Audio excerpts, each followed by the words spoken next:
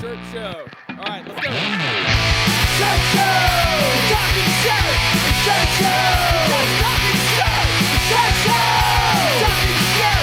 Shirt show! Shirt, man! All right, episode 42 of Shirt Show. We're talking with Phillip and Lynsey from Home Print Shop in Illinois. Let's go! Shirt show! What do you got? What do you want to talk about with as far as Monarch goes? Aaron, we love you. I don't know what to add to that other than I saw that he got into a heated discussion this week on Facebook with somebody about inks. And I was reading the comments and I just sent him a thing and I was like, I'm so sorry that you're in this right now. What was it about? It was just one of those things. Like he was talking about low cure versus standard temp to on somebody else's thread about something. And then somebody popped in that said that like they've worked at like ink companies and they know better than him and like all this other stuff. And Aaron was like, actually, no, that's not how it works and all this other stuff. And I was like, yeah, I'm glad I'm not in that conversation at all. Yeah, well, I don't know. Sometimes I get involved in a thing where I think I know and then I learn something. So I don't know. I always preface with, this is how I do it. Exactly. That's a great way to also, I know we're not talking about our sponsors, but that's all right. That's how I go up to, like, if you see somebody, let's just say you see somebody and they're loading shirts like their way.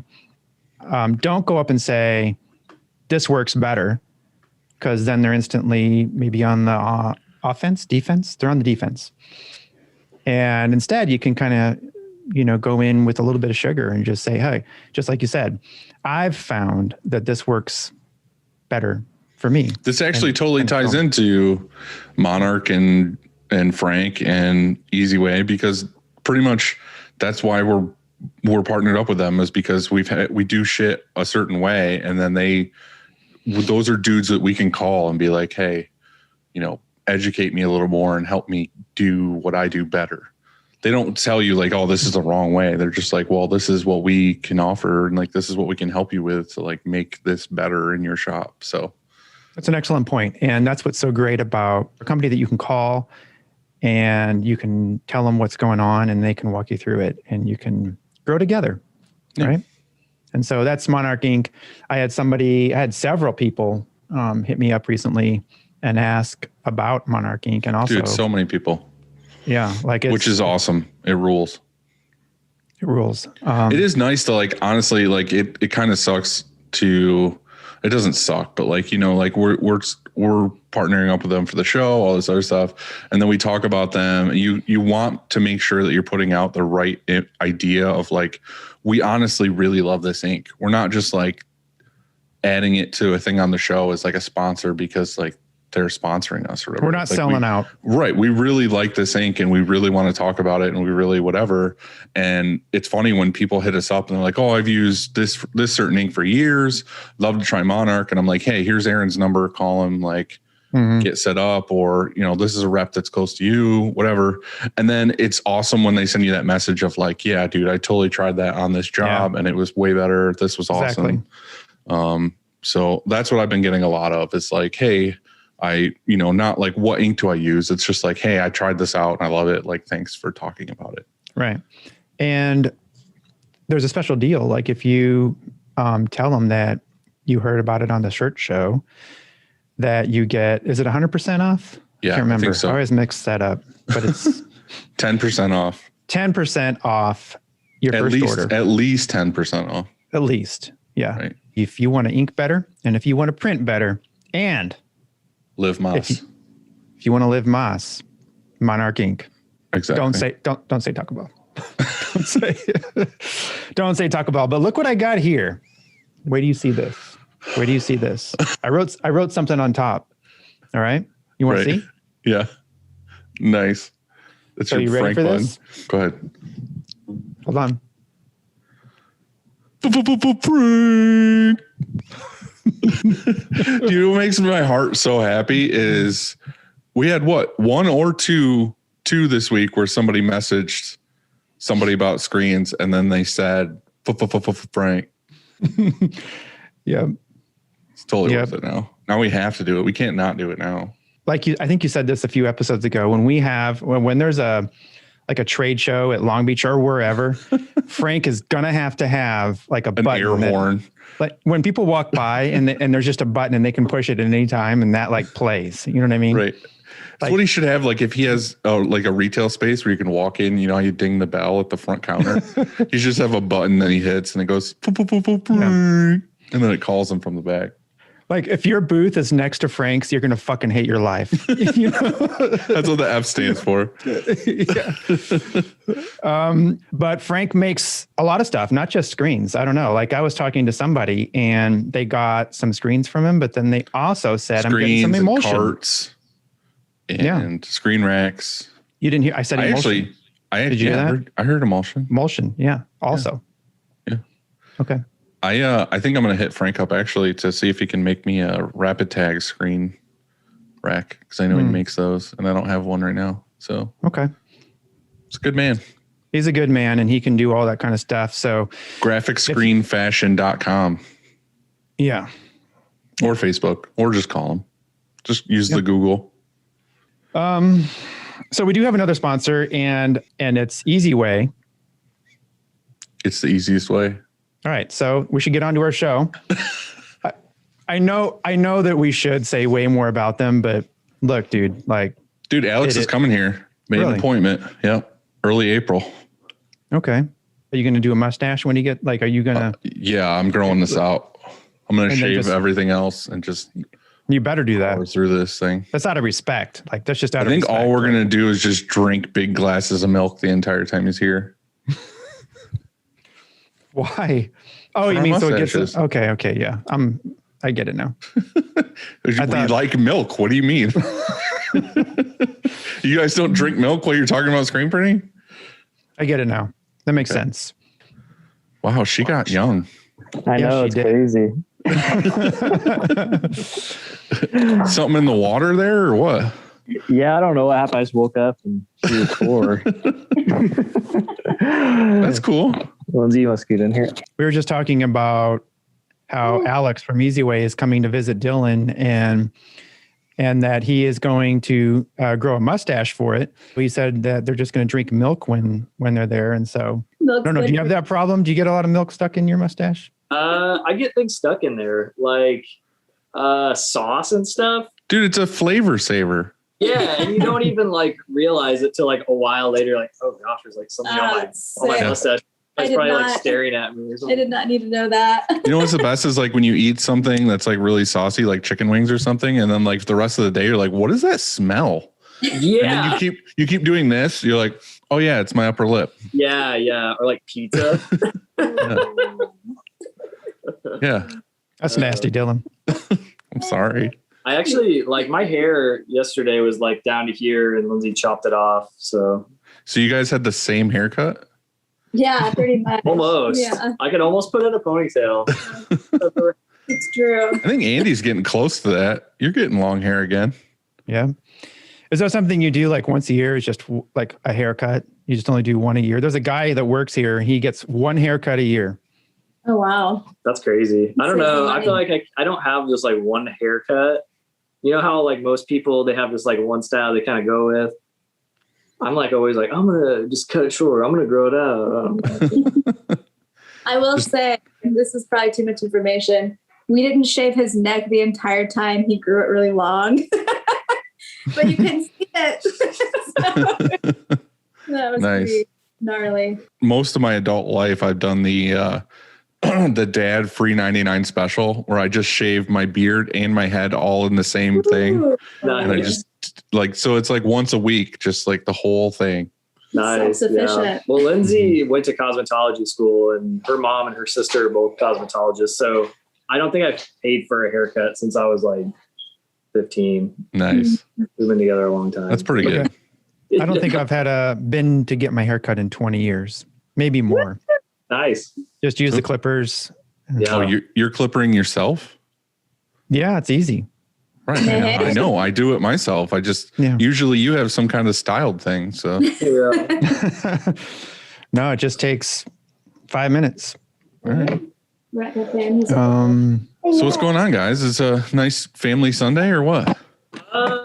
Something like that. It's kind of gray and dreary here. I don't know. How is it for you, Andy? Is it the same right now? Because we're not too far away from each other. Yeah, I wanted to say that I noticed your prefix, your area code is 618, and yeah, we had that in common once upon a time. For those who don't live in the St. Louis metro area, we have 3 area codes. There's 314, 636, 618. And I used to live in the Metro East for, I don't know, it was maybe 10 years or something. I lived there. And so I had a 618 number, and I saw you were 618 because you make sure you actually have shirts that say 618. Yeah, we do. Yeah, that was just one design. But we're like, I don't know, where did you live at in Illinois? I lived it was like Belleville, Swansea. It was still part of it wasn't out as far as you, because you're probably an hour at least away, I would guess. Yeah, we're like an hour and a half. I don't know, maybe quicker. Lindsay drives like 90 miles an hour to St. Louis. So yeah, Belleville, Swansea area is still connected to like Metrolink and the subway and stuff. And so it's basically still St. Louis, but right. Yeah, cool. So you like near like a borderline with Illinois, like real close? Who? Yeah, me? Both of you.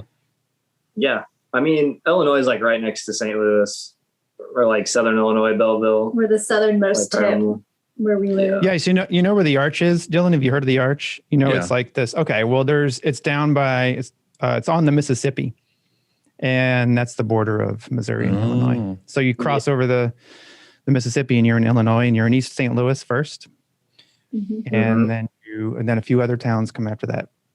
Yep. It's like everybody thinks when we're from Illinois, they hear we're from Illinois, they think we're from like close to Chicago, but that's what I think. Almost the opposite. See, that's the thing is like New Yorkers get pissed when like upstate New York people get pissed off when everybody talks about how as soon as they say New York, they think New York City, and we're like, we have nothing to do with that. But we're the exact same way when it comes to everywhere else. It's like it's like California. Oh, you're from LA. But yeah, exactly. Mm-hmm. Right. Yeah, we're only like 45 minutes from Paducah, Kentucky also. So it's kind of a weird little area. Yeah. So you guys are fighting over the same business? I don't know. Probably not. I mean, maybe sometimes, but I don't know. I don't know. I would have no idea how many printers are in St. Louis, but there's got to be like 50. There's a lot of printers around here. So, I mean, even in our area, it's crazy how many little like podunk like garage shops are around that you don't even know about until you're like out like bidding jobs and you hear about these places and you're like, I've never even heard of this place. Like, yeah. That's what always blows my mind. And like, I just don't know because like, I've never had to deal with that issue is like, if you were a shop who relied on local business, but there was like a ton of other local shops, like, I don't even know how you would compete with that. Like, I've just never had that problem. Yeah. Around here, it's like, I don't know. Everybody's like race to the bottom pricing. I feel like that's not good. Yeah. And it's not always like quality driven. That's where we're trying to like kind of set ourselves apart. I mean, we kind of have our own niche anyway. So I'm not trying to take their business. See, that's the thing is like, I try to preach that to as many people as I can, just because that's like how I focus things. But like, I can't say too much because I'm not in the same world as a lot of people. You know what I mean? Like where I'm at, there's like next to no printers at all. Like there's nobody. Like I have one shop that's somewhat close to me that like the reason why they have some good clients that I would love to have is just because they've been around like 15 years longer than I have. Right. So like there's like some Wegmans accounts or like there's like Raymond Corporation that's near us. And there's like some other big ones that are like, man, I would love to work with them. But they're like, oh, I know so-and-so. And I've been working with them for like 15 years at this company. And I'm just like patiently waiting for them to like burn down or just like go out of business to where I can like swoop in. We've had customers like that who wanted to work with us, but so it's hard for them to pull away from that. And I understand that, you know. Well, that's the thing is like, I immediately back off because I'm like, I think of myself in the same shoes. If like I've been working with a company for like 15 years and I like know them, they have all my artwork, they have everything. I'm like, I'm not going to try to come in and be like, I can do it for 25 cents cheaper. Right. Like that's not the game I'm playing at all. Like I'm more where, like I said, I'm very niche driven where I'm just like, I want to go for the exact kind of work I want to do. I want to show the exact kind of work I want to do. Mm-hmm. And that's what comes in here. But like you said, I can say that all day long. Like, oh, I would love to print motorcycle t-shirts and I would love to print like comic book shops all day long. But like in reality, that's what we want to do. And we have a lot of that work, but we still do a ton of the other stuff, like stuff that's like a construction company or, a grocery store or, something that's just like we get a lot of and it pays the bills and then we can still do a lot of fun stuff. Right. Well, that's what I'm saying. This other place has those accounts where I'm just like, it would be like, oh, here's like steadily like 500 shirts a week that I need. And it's like, I would just like to have those just as like cash cow things. Right. For sure. Same here. Sorry, I have a monkey on me. Does she just want to do cartwheels in front of the monitor? We want to just do that for a couple hours. Yeah, I don't know. We have competition all around us. I never really think about them.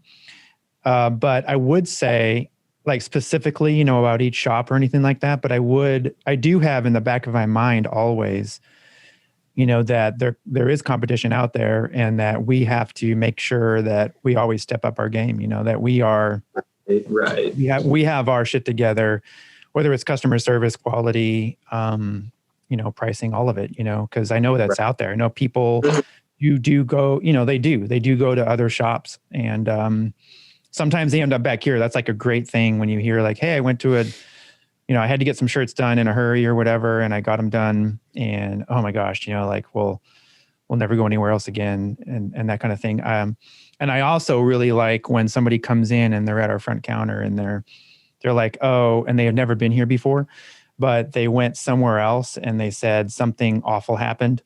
And, and they don't usually say where, but they're just like, hey, I just got some shirts printed and they're terrible. Can you help us out? And right there, like, we are going to we're going to knock it out of the park, make sure that whatever we do a good job. And so I love doing that too, for sure. Yeah, definitely. But that's the hard thing too. Like I said, is if you get to be like you said, you want to be a quality driven shop, not necessarily a price shop. But that's the other thing too, is like, if you want to do that, then there's a whole nother set of things to, roadblocks and stuff too, is to try to always keep up on quality or to always invest in new technology or types of squeegees or, anything you can do to have that edge of being like, well, there's people competing in the same space I'm doing. I'm not the only one trying to do quality driven stuff for this niche or that niche or whatever. So it's like, I need to compete with those guys too. It's less of a pool, but it's still like Andy said, like I have to step up on customer service or, I need to be able to answer an email in like minutes instead of like hours versus the next guy or something else. Right. Yeah. I feel like where we kind of have a leg up is a lot of these smaller shops, like all I've heard is they just take a long time, even like getting back to people. So I feel like if we can just get back to somebody within a day or, get their job out within a week or so, they're like ecstatic. You know what I mean? And I'm like super techie when it comes to like the shop. Like I'm just focused on like the print quality and like techniques and things like that. But sometimes like that stuff doesn't matter as much as the customer experience, I feel like. Right. And that's like that's not really my strong suit. I'm just like getting in there and like getting my hands dirty. So, well, that's the thing is a lot of places are just like, and I've had this conversation with some people that had to like ground me before where it's kind of like, I'm talking about this quality or we use the hothead and we use this type of ink and all this other stuff. Right. The customer does not, 90% of the customers do not give a shit. They're just like, I ordered shirts. Can you make it like I wanted it and then get it to me in a reasonable amount of time? Right. Yeah. So exactly. it's like, Yeah, we nerd out on that stuff, but it doesn't matter to everybody. Right. Yeah, I did like some shirts for I don't know, it was like a firefighter like thing or something. And when the guy came to pick shirts up, I was like, yeah, we use like this water-based thing, blah, blah, blah. He's like, oh, okay, cool. He's like, it's going to wash okay, right? And I'm like, yeah. He just like had no idea. He's like, I think it's going to wash off in the washer or something, but I don't know. He's like, what do you mean you use water-based? That doesn't mean I can't get these wet. Like, these people don't know what I'm talking about. They don't, but whatever. Yeah. So we have something else in common, and that is I had, and I think you have, a gauntlet in your garage. I do. It's an old one too. It's a 93. 93 gauntlet. Is it 6 color or something like that? Or yeah. Is it S. Yeah. I bought it a couple of years ago. And I was basically just really, really like burn out from manual printing, obviously. I mean, I think that's kind of how it goes. And finally found one. I bought it from a shop up in Pennsylvania and had it shipped here. They like created it for me. And like sight unseen? No, they sent me videos of it running. I actually found it on DigitSmith. He was selling 2 of them, and I kind of wish I would have bought the bigger one, obviously. Would you have been able to fit Could you have fit it? Yeah. Yeah, I think so. I mean, our garage isn't huge. I think it's only like 24 by 24. I think I could have squeezed an 810 in there if I really wanted to, but yeah, I just went with the 6.8, but I mean, it runs good. So now tell us about like when you got it from that guy, did you just try to set up everything on your own and, do all the tweaking and everything by yourself? Yeah. Well, there's kind of a funny story how I got it into my garage. If you guys want to go into Yes, that. please tell that. Okay. So I knew it was coming on a semi, and I knew what day it was coming. And I was like ready for it. The semi had a lift gate and all that. And the guy calls me when he's like a town over, the guy that had it on his truck. And he's like, yeah, I'm almost here. Like, what's your address? And, it's like at our house. And I was like, yeah, it's a residential area, but you should have no problem, getting down the road. And he's like, well, if there's any like low power lines or anything like that, like I can't drive the truck down the road. And I look out my garage and there's like this power line that's just like hanging, like, it was like lower than like 11 foot. Right. And I was like, shoot, I'm not gonna be able to like get this press like right here. So luckily there's a lumber yard that's not too far from my house. And my father-in-law pulled some strings and was able to let the guy deliver it there. So my press was sitting in 2 crates in like a lumber yard, like outside for like a few hours. And I'm like trying to figure out how I'm going to get this to my house.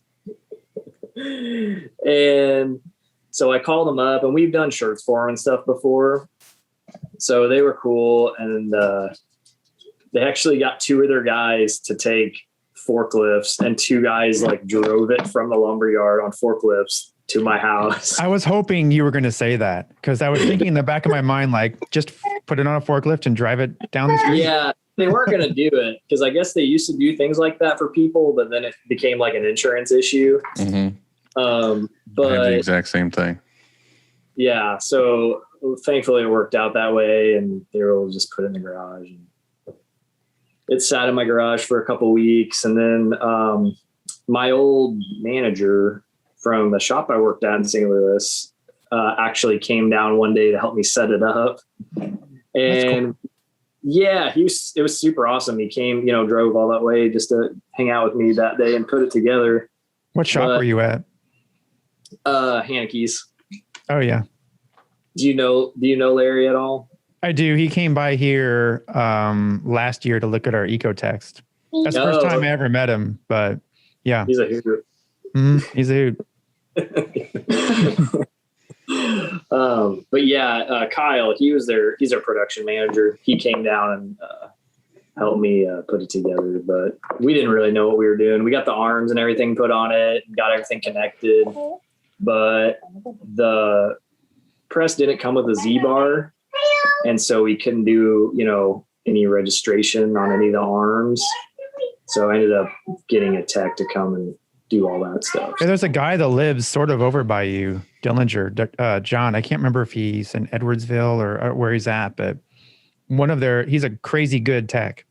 Oh, really? And he probably only lives, I don't know, 45 minutes from you. Oh, wow. Nice. Is he like an independent tech or is he an M&R tech? M&R tech.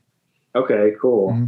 That's awesome. Yeah, when I called M&R, they had a guy, like I had an M&R tech come down to look at it before I found another guy through, what's his name?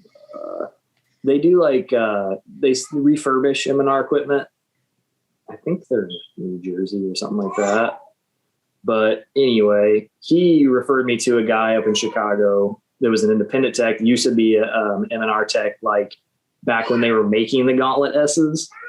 So that dude ended up like knowing all the ins and outs of the press. And so he got it set up really nice. See, that's something that like anytime anybody asks me on like Instagram or whatever, email about like press stuff or questions, like they always like, oh, should I get this used one or should I go for a new one? Like, what do you think? And I'm just like, dude, if the used one's in good shape and you know the owner and you know it wasn't like beat or like, you know, the airlines are all crusted and gross or whatever, like go ahead and get the used one if you feel like you need to go that route, but like have a tech come out, and because they have like special like calibrated tools to like make everything perfect. But that's the thing though. I think me and Andy had this discussion about how like before I got our new Gauntlet, we had the Sportsman and we never thought like of any issues. Like it ran great, whatever. But I told M&R, I was like, while you're here, I would love to have the tech just like go through the Sportsman as just like a, you know, like a checkup or whatever, and like recalibrate everything, make it good.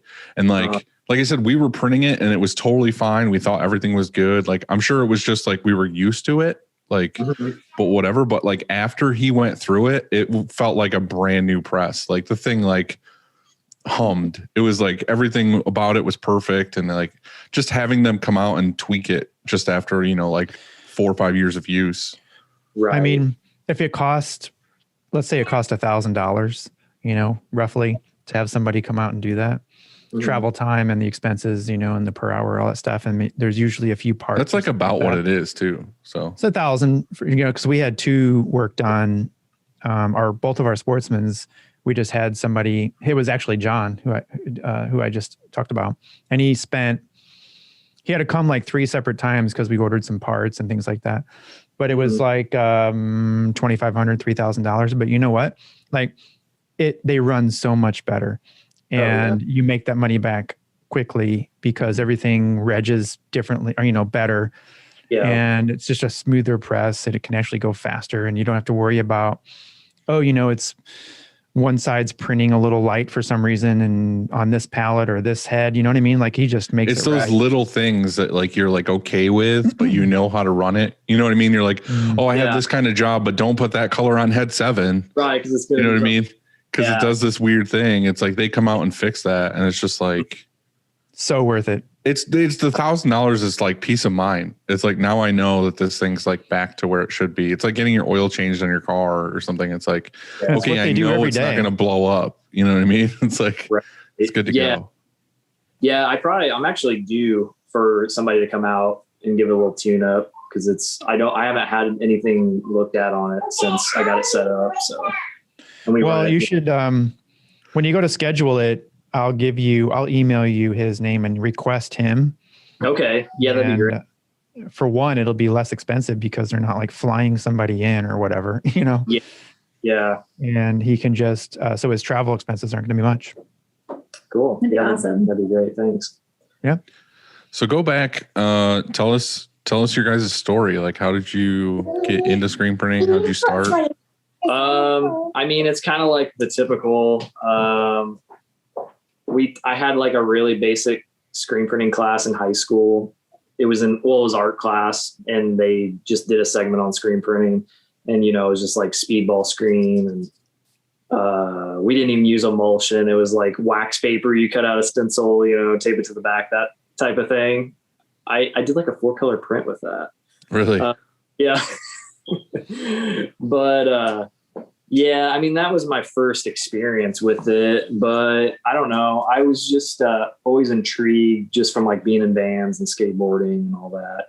Like I would spray paint like band t-shirts, like bands that I couldn't buy their t-shirt, like old 80s hardcore bands and stuff like that didn't have merch, like I would spray paint like stencils and whatever. But me and Lynsey really got started together. We were, I don't know, I would just graduated high school, I guess. Mm-hmm. And we were like 17 and 18. Yeah. We were like starting a brand, mm-hmm. and we had speedball squeegees and we were like doing it in her room, like no press, just like on the floor. I would sit on it and he would pull the squeegee. It was bad. So you had the Lynsey 9000 press. Yeah, exactly. We were like laying shirts on her bed to dry, like hair dryer going. And then whenever I got into, I started going to community college, and I actually used like some of my Pell Grant money to buy a silver press and like the flash and an exposure unit. And I messed with it a little bit, but it was kind of overwhelming at that point because there wasn't like a ton of stuff. Like, I mean, there were some Ryonet videos, but mm-hmm. I don't know. It was like harder to figure out than I feel like it is now. I don't know.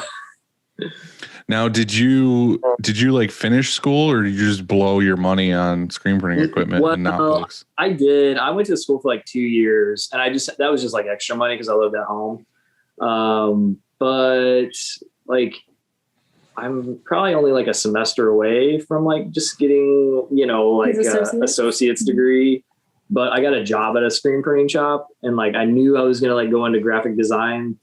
So I was like, I'm going to go get paid and learn how to do this stuff. Mm-hmm. And that's kind of what I did. Mm-hmm. So, yeah. See, I did the opposite. I had already started my company when I went to college, but it was just like I wanted to learn and like figure out more graphic design stuff, like more Photoshop skills and all this other stuff. Yeah. And I went to like day one of class and I think I didn't even have my financial aid money yet, but I like went to the first day of class and the teacher was just like, what do you guys want to learn today? Or like, tell me what you guys are into and I'll teach the class around that. Like, what do you guys want to design? And like, everybody was like anime. I want to do anime. And I was like, I want to not be here. Like that. It's my option. So when I got my financial aid check, I just blew it all on band equipment. Yeah. And then I just like stopped kind of going to school. I like went here and there just to like say I was going and like, whatever. But then I ended up dropping out and just like went full time into merch buttons. Nice. Is that all you were doing was just buttons? I was doing buttons and then I outsourced t-shirts and stickers. Okay, cool. Yeah. But like, again, I was like already doing business. I was already like, I'm just going to grow this company. Like, yeah, I was just going to school because back when, we were younger, that was the thing you had to do. Like if you were going to be an adult, you had to go to college. Yeah. So I was like trying to do my duty and go to school. And I was just like, right. I feel like that's kind of how I was. I was just kind of going. I didn't really know exactly what I was going to do. Yeah. I feel like both of our parents, they didn't go to college. Like, my mom and dad both have their own businesses. So that was never really on my mind, I guess. But we both worked at the same screen printing shop. And that's how we felt like we were going to learn the most. So, yeah. So did you guys were in high school together? Yeah, she's just a year younger than me. And then you guys were dating and then you both got hired at the same screen printing shop? Dude, we did. We've been dating since like junior high. Yeah, we've been together a long time. So yeah. We're like an odd couple now. Yeah. Nowadays, I guess. Right. That's awesome. Yeah, that's great. Yeah. But so I got a job and started printing there. And then like a month after, they had an opening for the front desk at the same shop and she got a job. And like all of our friends worked there. It was a very cool place. Yeah. So yeah, we were like the cool people. Oh yeah. So is that your roles now. So you said a little bit ago that you are basically in production, Phil, and then do you handle like the admin stuff, or do you also still like go back to the press and do what you got to do to help them out? So I was helping a lot, like doing bids and emails and whatnot. And then I kind of took a hiatus because we're raising our 4-year-old and I'm pregnant right now. So it's pretty stressful for me. So I kind of am out of it a little bit, but I'll help them wherever I can, basically. Yeah, she'll come out and catch and stuff like that, like during the week, and pack and fold. And we have some clients that we have to bag everything and tag everything. So our living room looks at them all the time. See, now that like we're in this all the time. We're constantly like hear about like garage shops and all this stuff. And me and Andy just had a discussion last week about this like thing that was going around the internet about garage shops and quality and all this other stuff. But like you just saying that like you guys have a home-based shop and that she's pregnant and like still working in the shop, to me that like trumps, that's like the definition of like a home-based screen printing shop. Like I just picture her like walking around being like barefooted pregnant. Right, like laying out shirts. Like I got screens like lined out on the fence, dry. Right, like a white picket fence. Yeah. Screens everywhere. That is beautiful, but it also makes me think like, what kind of maternity leave policy do you have there? Right. I don't know. We're so laid back. Yeah. You just put the baby in like a box of like a dozen teas while you're doing other things. Yeah, I mean it might happen. You never know. Good. When we started, there was something called the fax machine, and it was like that was how you communicated. Like we got orders from like literally the fax would go all day, and it wasn't like a plain paper fax. It was like you had to buy these thermo rolls or whatever. The ones with the holes all the way in the sides. Yeah. But we had like my kiddo was like he loved that fax machine. And he would break it every few months. And so we went through probably 10 fax machines, but that's what we did. Like, that's how when we were out of our house, ours didn't go off to daycare. Like he was just there all day too with us. And so sometimes we'd get busy on printing a job or whatever, and then we'd lose the fax machine. He's just like doing whatever. Yeah. House down. Yeah. That's kind of, I don't know, like, that's kind of why we renamed the shop, because we used to be Pyramid Press, and like when I first got started, and then just a couple of years ago, we really kind of decided like we don't really ever want to have like a brick and mortar location like away from our house. I was going to say that's a really ballsy name to be like home print shop, because I know. Figured like if we're gonna like embrace this, let's just embrace it. Right. Well, I think it's okay. Like it would work though. Like even if you did get a brick and mortar, you could do it one of two ways. You could just play it like, we started out of our home, and so that's fine. Sure. And then you could just put like a hyphen, like used to be home print shop. There you go.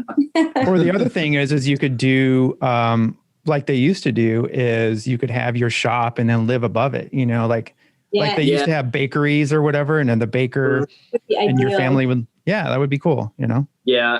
And we've talked about that. I guess we do couple different options as far as that goes. What we'd really like to do is, because where we live is like pretty rural for the most part, and I feel like we would really like to have a little bit of land and just build a pole barn and have a shop there, like on our property. So that's kind of like our future goals. Is she talking to herself in the background? She's talking to her cousin on FaceTime. I was going to say, is she doing a podcast, a different one over there in the background too? He says, I'm not talking to anybody but you, Lydia. Sorry if we're distracting. Yeah. No, it's fine. It sounds like she's having her own business conversation in the background. Pretty much. It's not really a negative thing in any way, but it goes back to that, like, have you guys had anybody not come to you or not want to work with you because you're a home-based shop? If so, I don't know about it. Right. I mean, I've never been like turned down because someone's like, wait, you're in your garage. Right. you know, like there's definitely been some businesses that we've reached out to, but they would, you know, go to Silkworm instead. Mm-hmm. I feel like some people prefer that, like, you know, commercial, super clean, like commercial, like look when they go to a business. But a lot of people around here, I feel like take a lot of, I don't know, they give you a lot of respect for like what you're doing. You know, right. They know you're like building something from nothing, and they're like willing to support somebody small. So that's pretty cool. I don't feel like we've really been singled out like that. We used to have a job downtown in the town that we live in, but it just didn't work out for us. And so that's why we moved it back to the garage. No, I fully support that. And I fully agree with like what you're doing. And I think that's the way you should keep doing it is, you know, just do what you can do. And the thing is nowadays too, most stuff's online. People don't even like to call people anymore. They'd rather text or just get it shipped. Like we have people locally that we know are like 10 minutes away from us and they still ask us to ship it because they don't want to come here and pick it up. And it's like, yeah, that's kind of what we've tried to, like this past year, you know, obviously because of COVID and all that, I tried to kind of like swing into that a little bit more, like offering like local delivery or just so people don't have to show up at my house or think they can show up at our house like whenever they want to pick stuff up. So yeah, and a lot of our business we ship anyway, like contract work and stuff like that. Right. So it's not really like a huge issue with like you guys do. No, go ahead, Amy.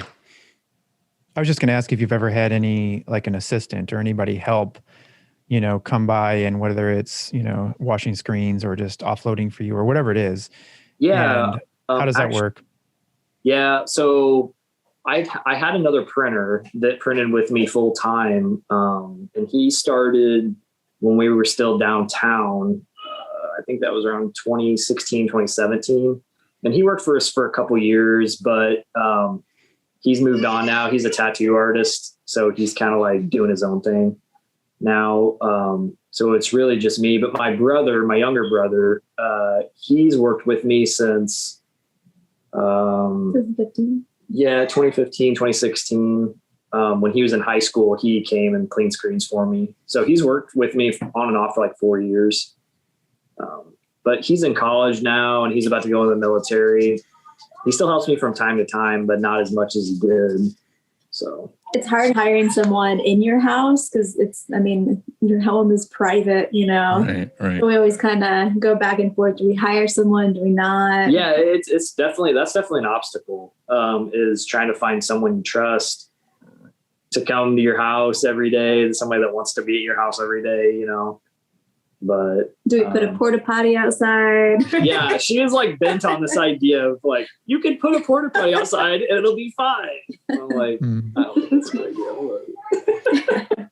Well, the other part about it is like you need to trust somebody not only to be in your home, but like it's your home. Like you need to trust somebody to be responsible in the shop too. Like what if they forget to unplug a flash or something else? It's like it's your house that burns down. It's not like some shop down the road. It's like this is where I live. This is where I sleep. Yeah. What if they leave a toaster oven on overnight? Right, with an extension cord plugged in. Right. Never know. Could happen. Right. I burnt toast in a toaster oven. Oh man. Like all the way black. I have a picture of our house, when I was out of the house, we were fortunate enough that we were on a dead end street and we were the last house. Like, so we didn't have a neighbor on one side of our house. And because back then, I don't know if there were very many, like entrepreneurship wasn't a thing. And I mean, it was, but it wasn't as like a hustle. Like everybody has a side hustle now, you know, or trying to get one anyway. And so it's popular. Mm-hmm. Back then, people really didn't have, you know, businesses out of their house as much. And so we got away with it though. Like you were telling your story about a semi, like that's how we had our press delivered was the semi backed down he backed down the dead end street. But we would get orders sometimes, pretty significant orders, and they would deliver them on a pallet with a lift gate. Like you said, I would always request a lift gate, which costs more money, you know, but that's the way I had to do it. And so they'd back down And if they forgot to send a lift gate, then we would just break the pallet down right there on the truck and then toss the boxes in our driveway, you you just do what you got to do. But we were really fortunate that it was a dead end street and our neighbors were cool. Yeah. And like one of my neighbors was a police officer. So he actually was a friend of mine. And so, he kept a lookout. So we were good. He actually printed with me and stuff like that too. So. Oh, nice. That's cool. Yeah. We actually had a box of shirts stolen off our front porch once. You mean they delivered, like UPS delivered it and left it there? Yeah. Okay. So I kind of have it in with like UPS. Like I got like a little bit of an in relationship with them because my brother-in-law he's a driver. And so I'm like at the hub all the time, like dropping stuff off. And, so I know most of the drivers, and I'll tell them like, you got to deliver stuff to the garage, like don't leave it on the front porch. And they will, but you'll get these sub drivers that just like throw it on the front porch. And it was a couple years ago whenever no one could find safety yellow hoodies or safety green, whatever you want to call it. Do you guys remember that when there was like a shortage of that? Oh yeah. Dylan knows this. I had a business I was going to be a website called safetygreen.com. However, I wouldn't have sold a single shirt because like Dylan said, everybody asks for safety yellow. So it would have gone bankrupt. You would have had to buy both domains. That's funny. That's right. So we were doing a job for that lumber yard that helped me out with the press. They had actually gotten some shirts printed from someone else or some hoodies, and they ended up shorting them on those hoodies and like just kind of ghosted them, like never got back with them. And so they called me and they're like, hey, can you help us out? Like we really need these safety green hoodies, whatever. And I was like, I can't find these anywhere, but let me see if I can like piece something together. And I was able to like find, I think it was only like 50 hoodies, but I had to get them from like 3 or 4 different places. And the last round of them finally showed up, and I was about to finish the job that day. And we found the box like torn open, like 2 blocks down the road. The sweaters were strewn across the blocks, weren't they? No, they took the sweaters. Oh, I thought I saw it was just the box like laying in a puddle of mud. That was the nightmare you had that night. Yeah, I was like, how did this actually happen? And so that happened. Let's talk about that real quick. Like, we all have to do it, but do you guys have like work nightmares? Like something stressful happens that day and then you have a nightmare about it that night? Or I do. I always have like random nightmares about like a job going bad and I have to like deal with it, or I feel like they're just stress dreams about work. Yeah. Andy, I know you have to have nightmares.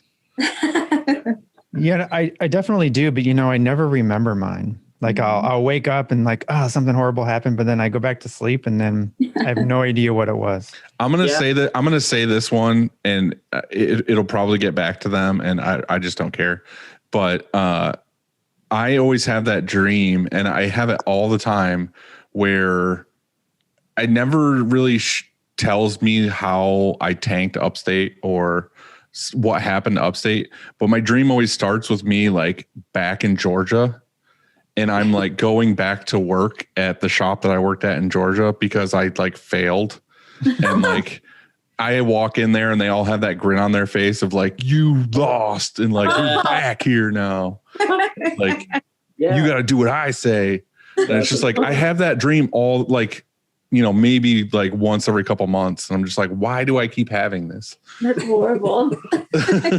That's a real fear though. I think that, why a lot of people don't start their own business or whatever it is, their own thing, because of that fear of failure and fear of whether it's their family or friends or whoever, just, doing that exactly what you just did and saying you lost, Right. And so a lot of people, what's sad is probably don't start because of that, Yeah. I feel like, man, so we lived in St. Louis for a few years, obviously, because I worked at Haneke's. I told you that. But when we moved back here, I was like, I'm not getting a job around here. Like the shop that I used to work at here, or that we both used to work at, it had closed down. That's why we stopped working there. And so I didn't really want to go get a job at Silkworm. because I knew what I was going to be doing, you know. And at Haneke's, I'd kind of worked my way up a little bit. I was like the darkroom supervisor there. So they liked me a lot, and I felt comfortable there, but I didn't want to like go to another shop and just like work as a printer and like do all that over again. I was like, I'm just going to print full time when we move back. Like, I'm just going to make it work. And I've just been like on that mindset like ever since. But yeah. I feel like the only other job around here is UPS or like a factory job. Yeah. It's not very, not a whole lot. It's not very booming in this area. Speaking of UPS, I wrote this down while you were telling a story. You said that you went and you spend a lot of time, you go to UPS and to either drop off or maybe pick up. Yeah. And it reminded me of, I used to do that too. And so maybe you know this, but maybe there's some shops out there that don't. But if you get a UPS account, like a daily pickup account, well, then you can get like negotiated rates. So it's cheaper or less expensive to ship, of course. And then also they come every single day, like, and pick up. You pay for that, but you make up for it in what you ship, you know? So it's like a wash. Isn't it like, it's cheap. Like $10? Yeah, it's not. It's hardly anything. And so because you said when you said you went to pick up drop off something at the hub, I was like, oh my gosh, I haven't done that in 10 years. You know, like they're just here every day. And so it's so convenient to just know that they're showing up. FedEx and UPS show up here every single day. And we don't really do much FedEx, and we have a sign on our window because I felt so terrible for the FedEx guy because he'd come in every day like, you have anything? And we're always like, nah. And so now we have a sign that we flip. If we have anything, it's yes. And if we don't, it says nah. That's a good idea. It just keeps going. But, you know, you probably are aware there's an account you can have where they come every day and you don't have to deal with ever, you know, taking a box, because I imagine you ship out quite a bit if you're out of your house, you know, with that, like you said, you don't want people picking up and this kind of thing. So have you ever considered that? Yeah, I've actually been talking with our UPS account manager, I guess it would be, about doing the smart pickup. And I guess it's like, as soon as you make a label, they know to come by your house or wherever, your place of business. So I'm trying to get that set up. It's just trying to find the right times, I guess, that they can come by. I don't know. It gets kind of weird because they want to fit it into their route.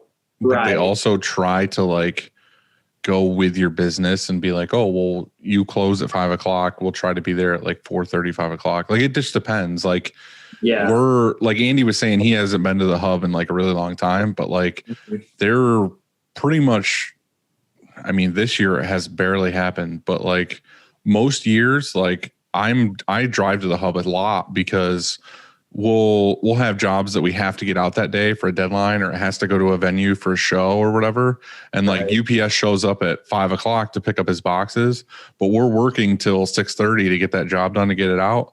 So when that job's done, I load it in the back of the van and I drive it a half an hour to the UPS hub and then a half hour back.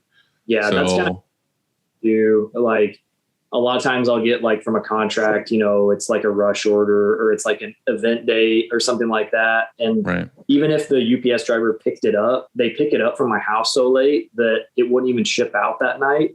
Yeah, that's not good. Because they'll be like, yeah, I'll take this, but it's not going to make it. I'm not going to get back till like 8 or 9 o'clock. You know what I mean? And like the truck's already left by then. Well, that's the nice thing about the hub is like 7:15, I think, is the cutoff for any air packages, because they have to put them on a tractor trailer to take them to Syracuse to get on a plane and like go wherever they got to go. But if it's a regular ground package, I can get it to the hub. If I can get it to the hub before like 9:30, they'll still take it and it'll still go out that day. Yeah, that's because they're loading it on tractor trailers all night long or whatever. Yeah, that's what saved us a lot. You know, if we're like working late on something or whatever. Mm-hmm. But that's the other thing too, is like I don't think they would do that for like any random dude, but like we do it so much that like we can literally knock on like the roll up doors and they'll be like, oh, Upstate's here because they're fucking late. Yeah. I literally walked the lady working. She's like, oh, hey, babe. Blah, she's blah, like blah. the sweet grandmother. And I'm just like, hey, I just walk in there and grab a cart and like open the bay door. And they're like, dude, you know. There's the one dude who works there. I don't know his name, but like he always rolls the door open, and there's like where the UPS trucks back in, like to the, they have that big conveyor in the middle. And this dude, without fail, every time opens the door, and the only thing he ever says to me, he's like, back her in. Like he says it every time. And it's like, I want to make him a shirt, like a UPS vest so bad, like a nice Carhartt one. And it just has big embroidery on the back that just says, back her in. Good. He just says it every time. It's so great. That's awesome. Yeah. You have, I have a shop hack that is about UPS. So we used to print for we used to contract print for a large online t-shirt company. Mm-hmm. Cool. And that's it. That's all. So it was just like, I was just flexing. But with them, if you miss your ship date, that ship time, like you don't get paid, like you get $0 for that whole order. So, well, that sucks. Yeah, that sucks. And so we said, okay, well, it happened. We missed our truck, because our truck comes around 3:00, 3:30. Our pickup comes around 3:30 every day, between 3 and 3:30. So we said, we don't want to let that happen again. And I went to Home Depot and I got these PVC, pipes, and I cut them all to about my height. And so you made flags swords on them. and I put big flags on the end, which meant ship, like it said shipping, and I stuck them in the boxes. Like we have a lineup on our floor, like for each press, what that day's lineup is. And so the ones that had those pipes, like the PVC stuck in the boxes, everybody could tell from 100 feet away that has to ship by 3, And so if it was 2:00 or whatever, and there was a box in the lineup that had a PVC pipe with this flag on it, then that was trouble. So yeah, like you could, the problem was it just wasn't spotted. I didn't have an expediter. Like I've always dreamed of this expediter role that, they're just sort of there directing traffic for each press and then staging each, order and making sure they got the screens and everything's ready, Right. And there aren't any surprises, because sometimes when you open a box and there's a surprise, like, I don't know, candy? There's 9, like candy or something like that. No, there's 99 t-shirts and 1 hoodie. And then and a hoodie ain't one. And Dylan, you've got all these good zingers in your. I'm just listening to your story. That's why I tell. Really, that's why I tell these stories, is so Dylan could sit back and then just crack a joke every once in a while. It's not to learn anything, like that's not the purpose. It's just for humor, for comedy. But that's my shop hack today, is that if you have something that has to ship, and your ship time or whatever, do something to differentiate it from the other boxes that are out there. And that's what we came with, is PVC pipe. So yeah, definitely. That's a good idea. Organizational things in our shop. Hey, thank you. Yeah, thank you, Dylan. What do you do for something like that? Yeah, Justin's was that a? So you got something better, it sounds like. What do you do? I don't have anything better.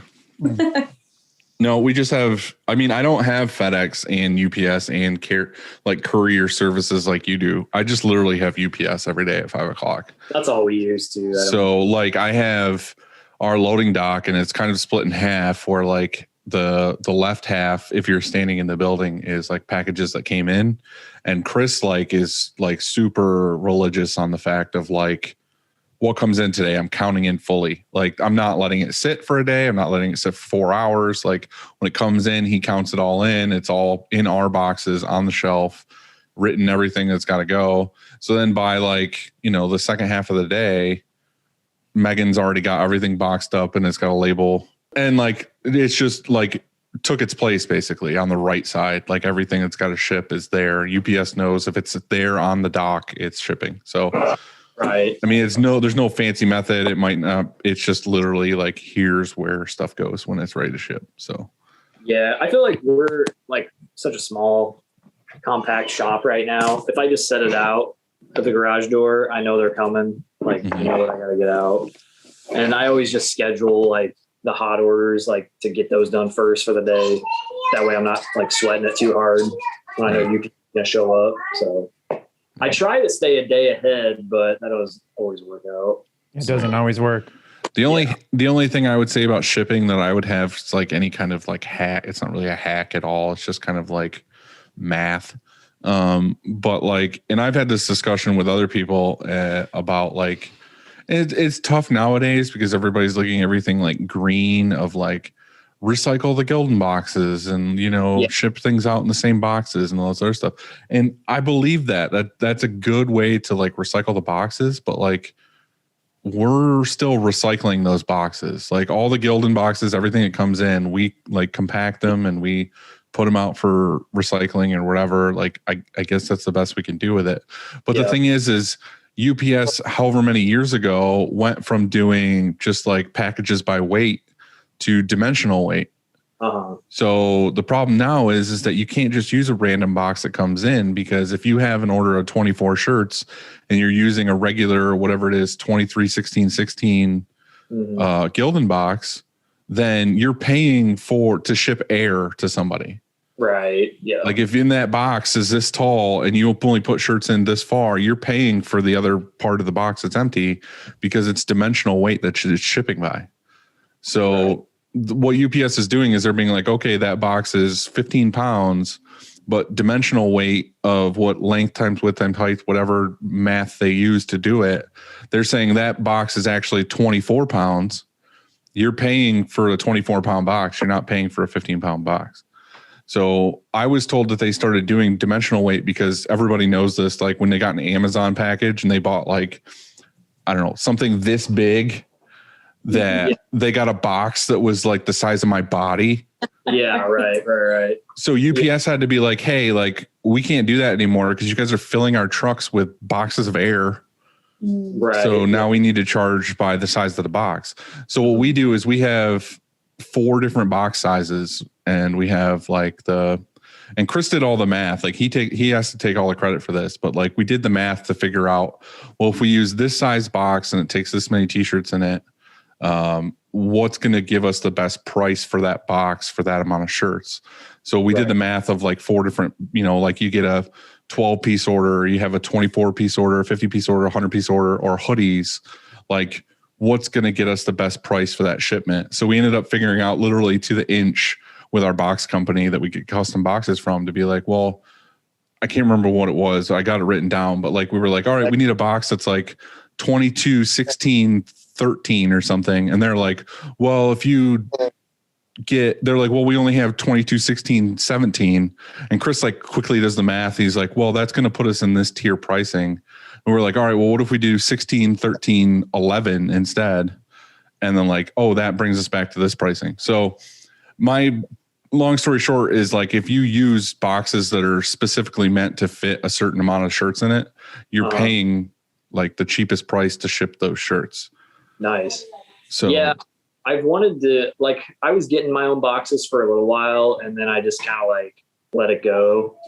But that is something I've been thinking about lately, is like getting more branded boxes again. Right. But if you have sizes, like you should shoot those over to me. Right. I will. The thing is like I said, is it's not like, yeah, it's cool that we have branded boxes and realistically we're paying like an extra, whatever, $1 a box or something to get them fully branded. But our goal wasn't to have branded boxes. Like our goal was to have boxes that saved us a ton of money and shipping. Because the thing is, like I said, you could, for example, here, like say you use the Gildan box and you're like, I want to reuse the Gildan box, whatever. You put the shirts in it. You're like, oh, it's close enough. Like they're not fully in the box, but whatever. Like you might spend an extra like $5 to ship that box because of the dimensional weight issue. When realistically buying a brand new box, you're like, man, I don't want to spend money on new boxes when I have perfectly good Gildan boxes.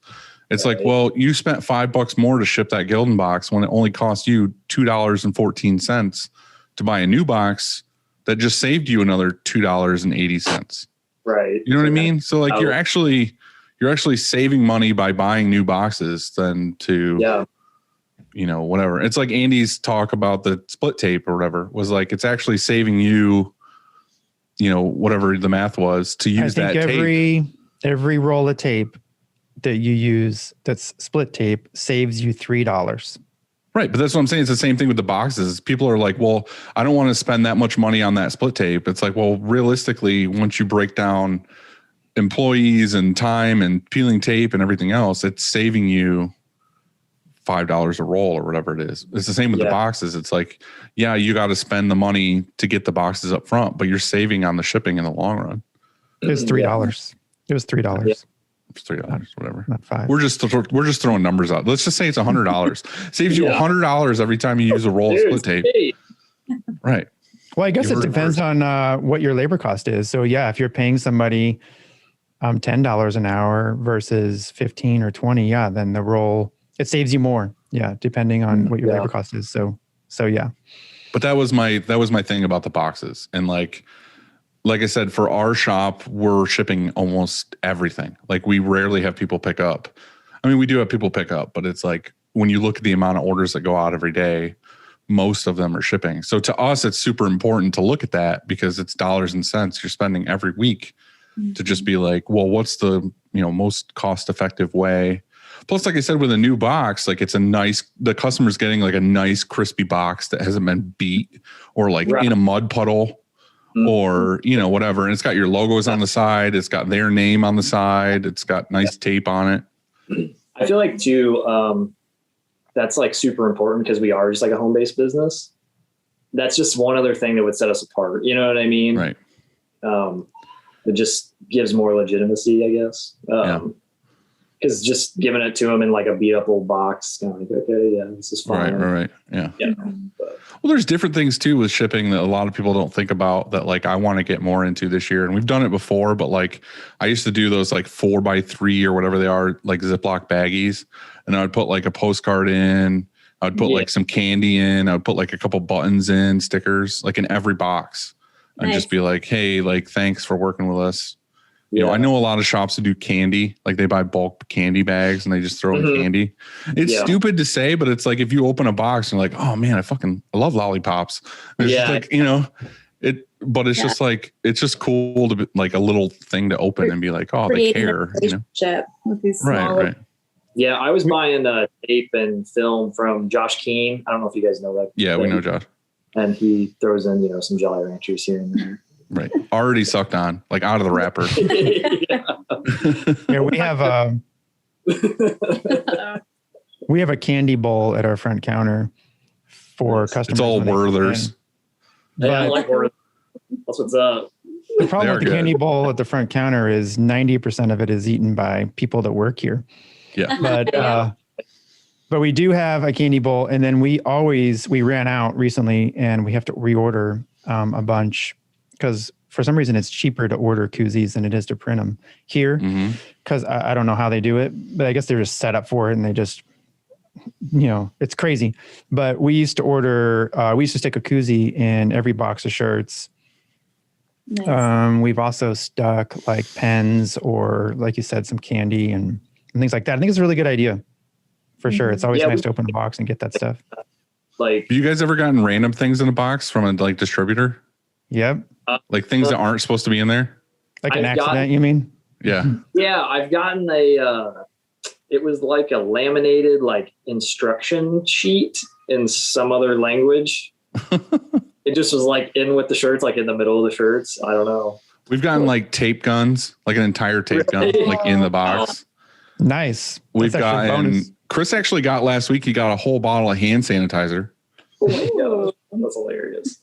Yeah, I haven't really gotten anything that weird. I was doing some onesies, and it was like a case, so it came straight from wherever, and it had like some dead bugs like in the plastic with the shirts, like not bad.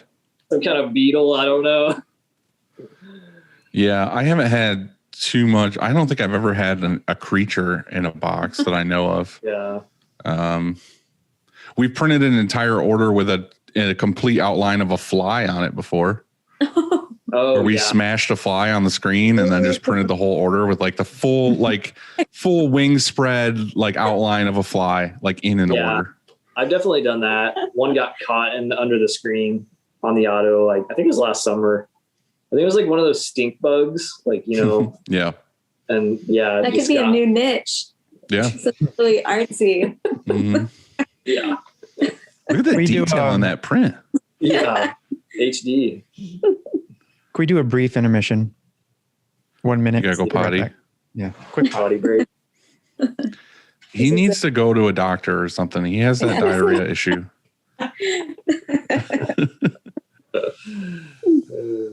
Do you guys have like good heat or good air conditioning in the shop, in the garage? So the garage, like when we moved into this house, it was like set up like a bar. And they have it all finished. Like it's drywalled and like it has, that's nice. It has like, a window unit that they like put into the built wall. in. Yeah. Yeah. But I don't ever run it because the dryer just keeps it so warm, Right. Really Well, when we first started in that 2-car garage that we were in, he had like an old, and it was like super, and I can actually say jerry rigged because it was Jerry who built it, but like it was like a fuel oil furnace, but like it didn't run normally. You had to like start it and you had to prime it yourself and like get it going. But it was like, I feel like 9 times out of 10 when we primed it and got it going, the whole shop just reeked of like burnt fuel oil. Oh yeah. Right. So most of the time we were just like freezing it. Like in the middle of winter, it was just like, wear your parka. It's good to be cold. Yeah. Right. Yeah. So, Like, I don't know. It gets cold in there like first thing in the morning during the winter, but I don't know. Probably compared to you guys, our winters aren't so miserable. You guys are pretty mild. Yeah. Thanks for saying miserable. Yeah. There that much. Yeah. I'm glad I'm not there. Yeah. No, our summers though are like so humid and just like they're bad. Summers are pretty. But I would take summer over winter, I think. I have a Are you question. okay? Did you make it out okay? Yeah, I left my headphones in so I could hear everything you were saying, Dylan. It was That's okay. It was sweet. It was sweet. I bet it was sweet. I have. I forgot to take them out. I just was in there, and then At least you didn't have the audio in like Justin. Yeah. It's true. Ooh. We could hear Justin tinkling last time. Don't you love how Chad made that worse than it was? Well, that's the thing is too, like we've talked about this where like he goes through and does all these edits on like YouTube videos and stuff. And like, I don't listen to him again. Like Randy texted me this morning and was like, oh, I love the Justin episode. He's like, I loved it when he like made the actual like gun sound. And I was like, oh, like I didn't know that happened. Yeah. The peeing sound effects were pretty good. Now I have to go back and watch it. Yeah. I was going to talk to you guys about tape. And it was actually in the last episode, you guys were talking about, well, Justin was talking about trying to eliminate tape. And I was wondering you guys' thoughts on using Blockout, because I use it. And I don't know how you guys feel about that. Like the removable Blockout, not the permanent. Oh, okay. Like you're carding it on? Yeah. So it's basically emulsion. I guess. Yeah. Right. It's just the CCI. Yeah. It's like red. Yeah. Mine's blue, but I think they make red. Yeah. I've never used that, but I see people do that. Yeah. Now, why do you use that over tape though? It seems like it takes way longer to apply. I mean, I guess if you can get like your stuff prepped, like before you're going to run it, it's not really an issue. But I guess if you're just like burning stuff and then going right to the press, it could take a little bit longer. Mm-hmm. But I feel like if you could get all your screens done like a certain time, then it might save a little bit of time in the long run. Mm-hmm. I don't know. Yeah, I think that, so we used to order, I think it was the Elite, I think Frank calls it, package where it comes with the white caulking in the corners and then also that glue. So, it's sort of, it's permanent tape. Blockout. Right. And we still, it works really well. And, but we would still get ink on the frame. And I saw a video, our Eric actually from Night Owls sent us and posted even how long it took them to tape up their screens, because Kyle's pretty I fast. saw that the other day. It was like one piece. Yeah, it was one piece of tape. Yeah, he's like, all right, go. And he just puts like, I think he taped a tick mark or something he did. Yeah, he taped over like an invoice number or something. Right. Yeah. But I mean, that's really the way to do it. And I have like here, Frank shipped us some 2536s because if I were to go tapeless, we would just move to the larger, screen size. And two of our presses can accommodate it. One of them is just a standard, one of our sportsmen's is just a standard, and you can't fit a 2536 in it.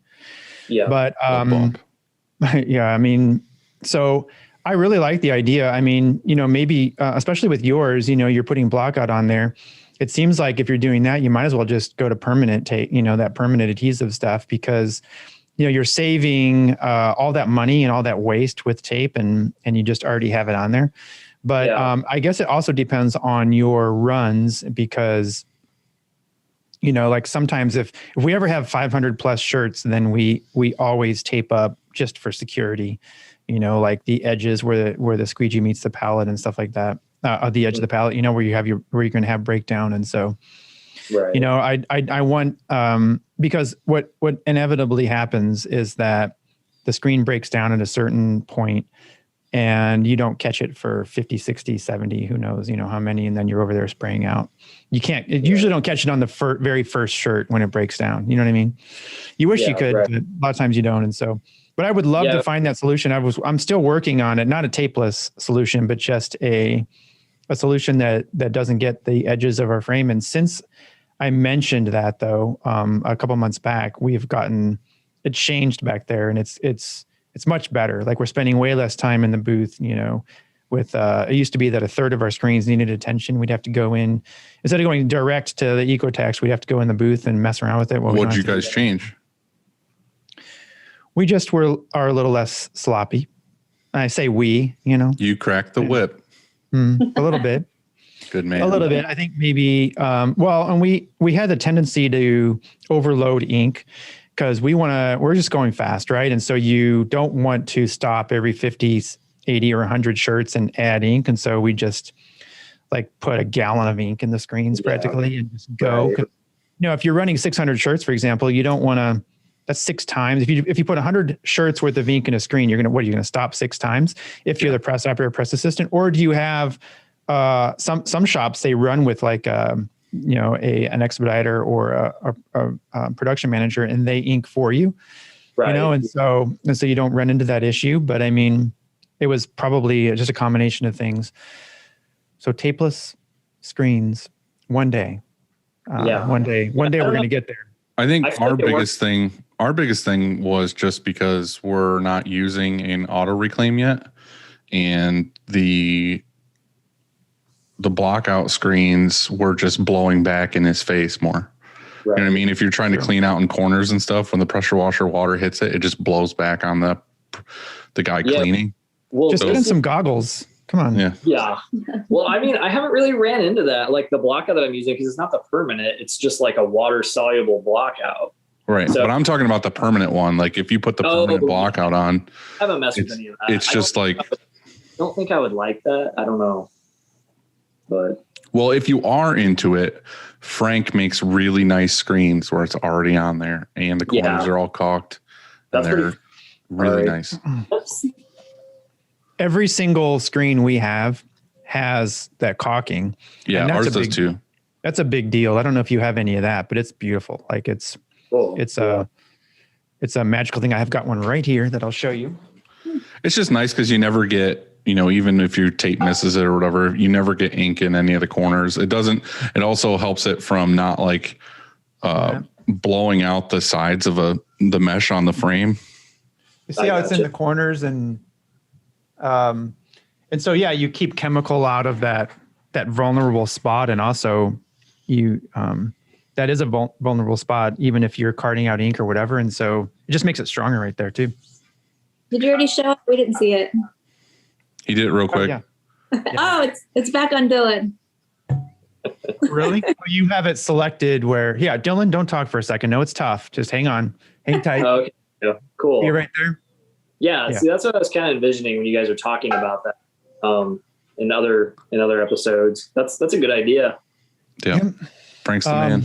He's the man. I did want to talk about, though, something that happened to us last week, and that was like taking on jobs that you almost shoot yourself in the foot over, and I think that we got in the habit, like pre-pandemic, where I wouldn't mess with anything, like this is what we do and I'm not going to do anything different. Because it just slows you down and it takes away from what you do well sometimes. And so anyway, Juan and Jessica from Squeegee Prints, they ran into an order. It was a 12 color. And so they didn't have I want to say he has an 8 color. I think that's what they have. And so, and it also had foil, and how are you going to make that work? And so we do have a large enough press to make that run. And we also have some experience with foil. However, I've only ever done foil, like one color, you know what I mean? Right. So like, that's pretty straight. You print the adhesive or whatever base, and then you foil it on a heat press, right? And you transfer the foil, and it's pretty straightforward. But when you have multicolor, it's not pretty straightforward. It's extremely complicated. And so I took the job because I really wanted to do it because of who it was for.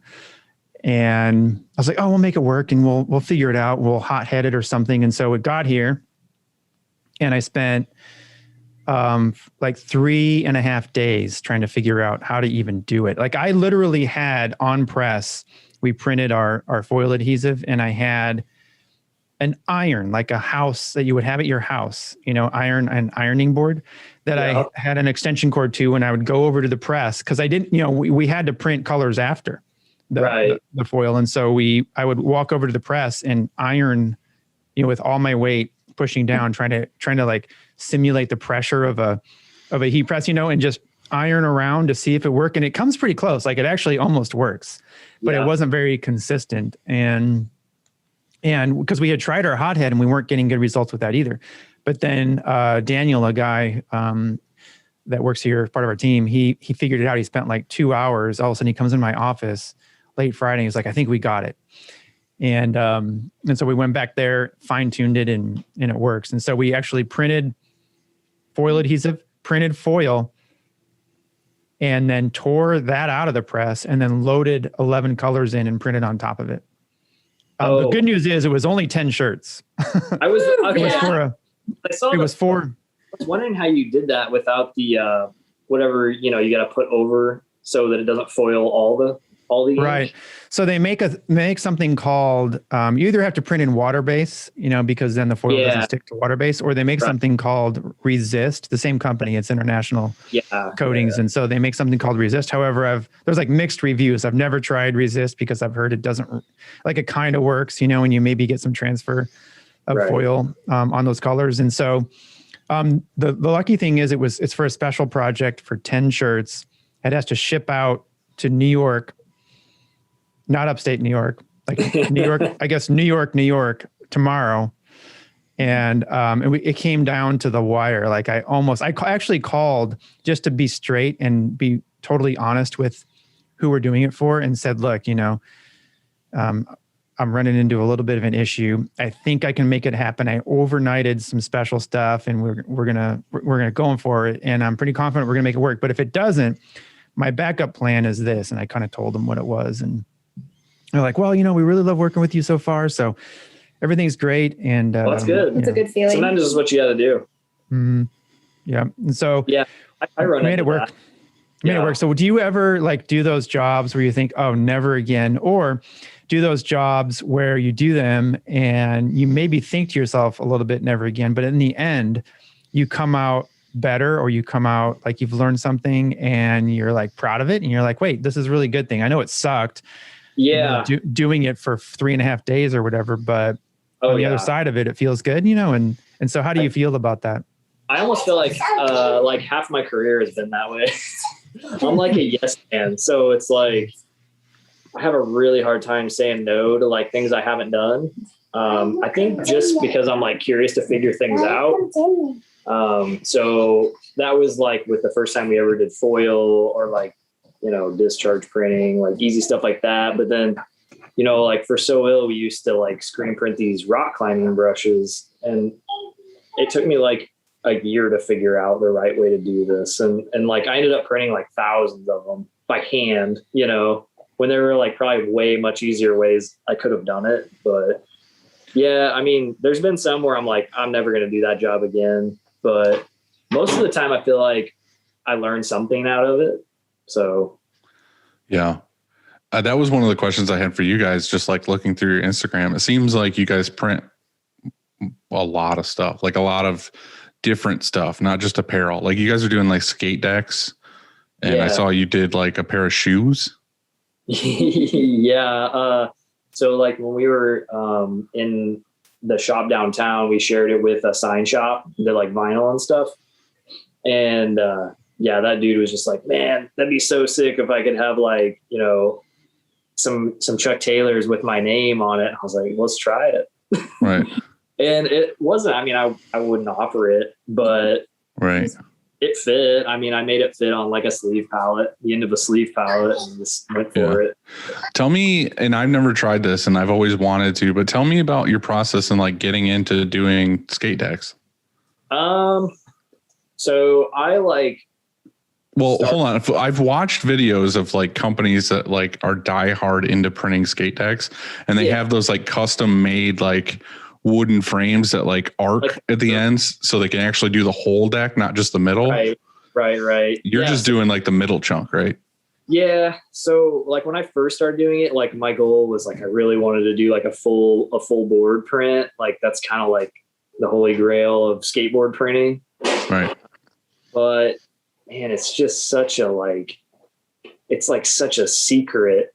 Like people don't like, there's one dude like Jesse at Cat Palace. I don't know if you guys follow him, but he screens boards and he does like amazing work. And he's shared a lot of things with me just over the last couple of years that I've learned a lot and been able to really improve like how I print skateboards. But like the full board thing, I don't know. It's like, I think the hardest obstacle is like how you're going to burn the screen because it's curved, right? You know? And there's a couple of different ways I guess you could go about doing it, but I think I just got so like discouraged. I haven't really like gone back to that, but yeah, I mainly just print like, in the middle, but I just hand stretch the screens and they're just wood screens. It's like super basic, but that's just what you need, like super low mesh. And then I've even like learned to like cut the squeegee handle like in two spots. So it actually make like down to the blade. So it actually makes like, it kind of like will curve a little bit. Curved, yeah. And it's easier to fit, you know, that concave. So you cut it like in the middle so that it'll flex a little bit. Right. Yeah. Like don't cut the blade, but cut the wood. Right. Cut the wooden handle. Yeah.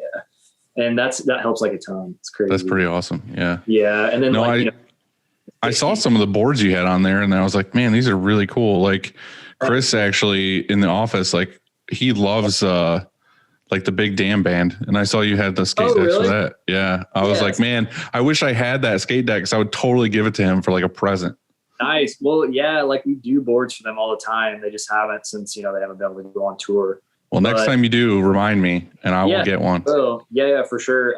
Yeah, my buddy Max actually plays drums for them now. Oh, really? So I got connected with them and I print some shirts for them and then we do those boards. So yeah.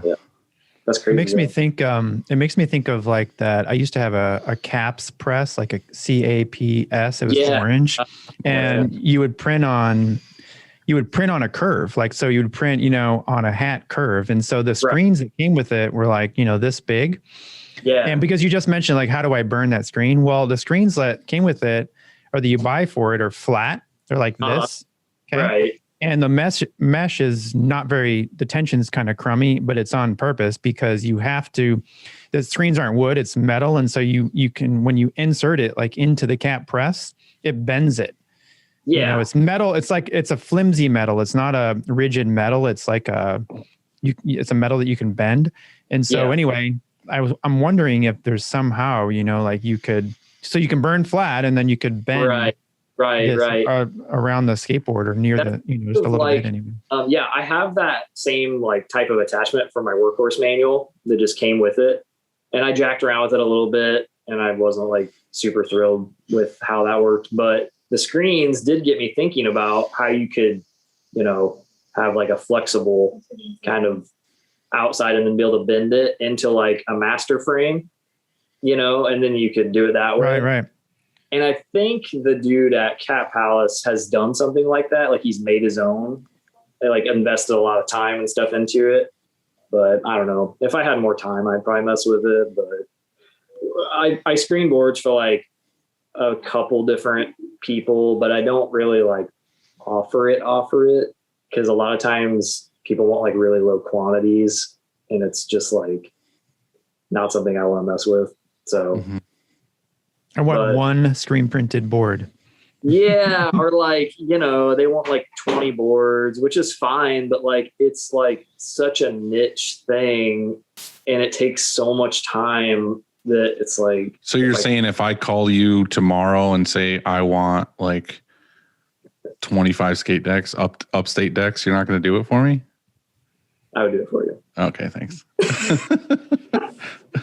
Speaking, like 30, but I don't know. Where do you get the boards? I normally order from a distribution called Clutch out in California. Now, are they just like plain like wood boards, or are they like dyed a certain color? Because I've seen you do like some that are like green or blue or. Yeah, like Clutch has all kinds of different shapes. Like you can get old school shapes. They even offer like long boards and like crazy stuff. But yeah, you can call out, you can do like a color call out and do like all yellow stain, or they even do like split stains now and stuff like that. But that's awesome. I usually just order like random stains and just like, it's kind of exciting to see like what you get in the box. Right. Do, a limited run on whatever comes in the box. But, yeah. I would definitely do some.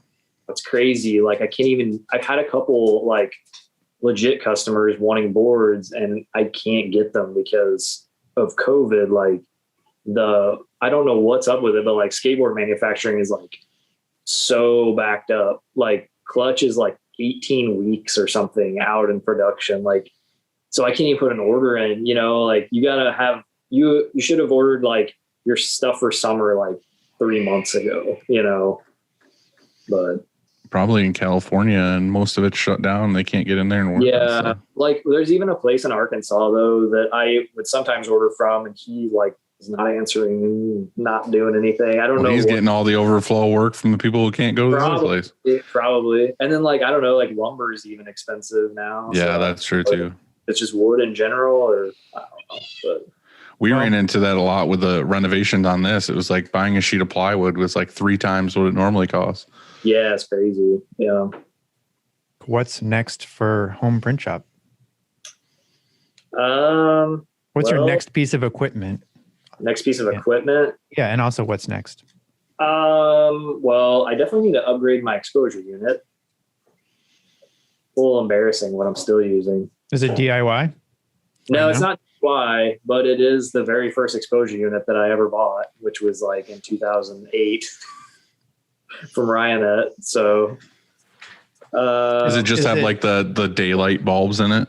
They're I don't know. They're like the UV like long bulbs.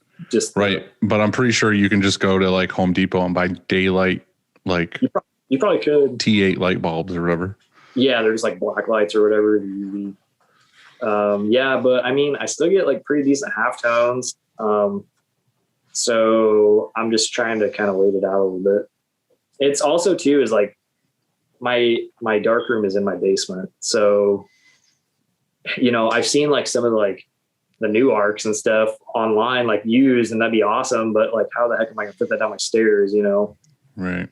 They're huge. But no, I've said this a couple times, so I'm going to try to say it real quick, but like we do a lot of jobs that have a lot of halftones and stuff too. And we did the same thing. We had one of the exposure units for the first couple of years, maybe like 4 years or something, where we had like the regular light bulbs in there and it exposed and it was fine.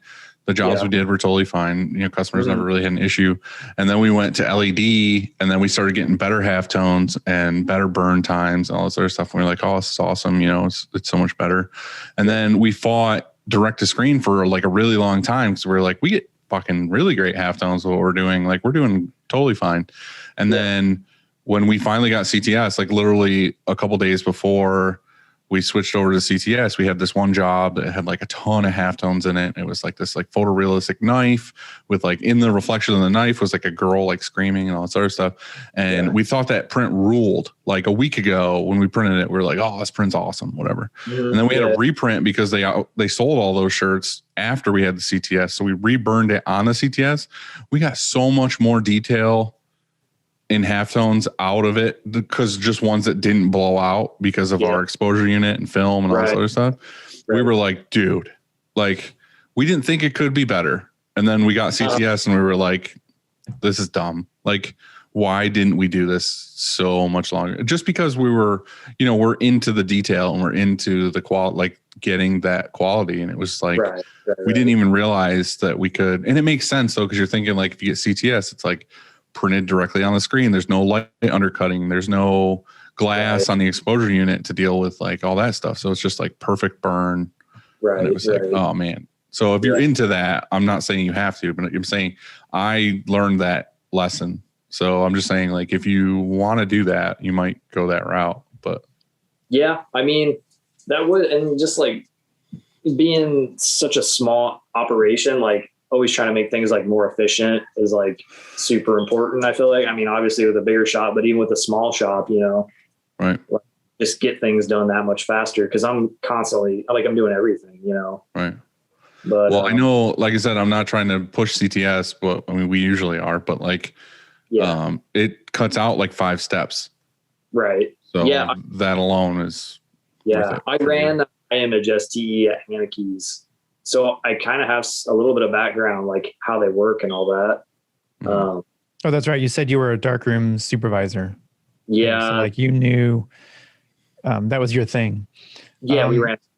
Yeah, that's a good, like, I remember when I got my first reel, I went from a DIY though to a reel unit, and it was like incredible. Yeah. And now I have LED, I don't know, we're not in love with it. I kind of miss my metal halide. I want to go. Yeah. I honestly want to go back to it. Well, what was didn't you try out one for M&R for a while? Well, I still have it here. So it's actually it's a 3140, but that's just the size of it. But it's a 3140 LED. It's not 3140. Oh, it's still LED. Metal halide. Yeah, it's a different. It's got like 2 UV strips instead of like multiple. You know, light. I think I might just lost my headphones. Can you hear me? I can hear you. Yeah. Oh yeah, my headphones. That would be me hearing you. Right. But I can hear you. Hear us? Yeah, I can hear you. Hold on. Say something. Hello. No, but we're testing some emulsion. We got a prototype here and we're trying it out the end of next week and then this weekend from Chromoline. And if it is what it's supposed to be, then we may be able to stick with LED. If it's not, then we are going metal halide, back to metal. It's not, when I say back, it's not like a step backwards. It's just what you want to use, what I want to use. Yeah. So there's another thing too, like, I've seen a bunch of people doing it, and I've even thought about doing it with my Starlight is, just to save room in my dark room, because I have a pretty decent sized dark room, but like I would love to have the space where the exposure unit sits, just because it takes up that, you know, whatever couple feet.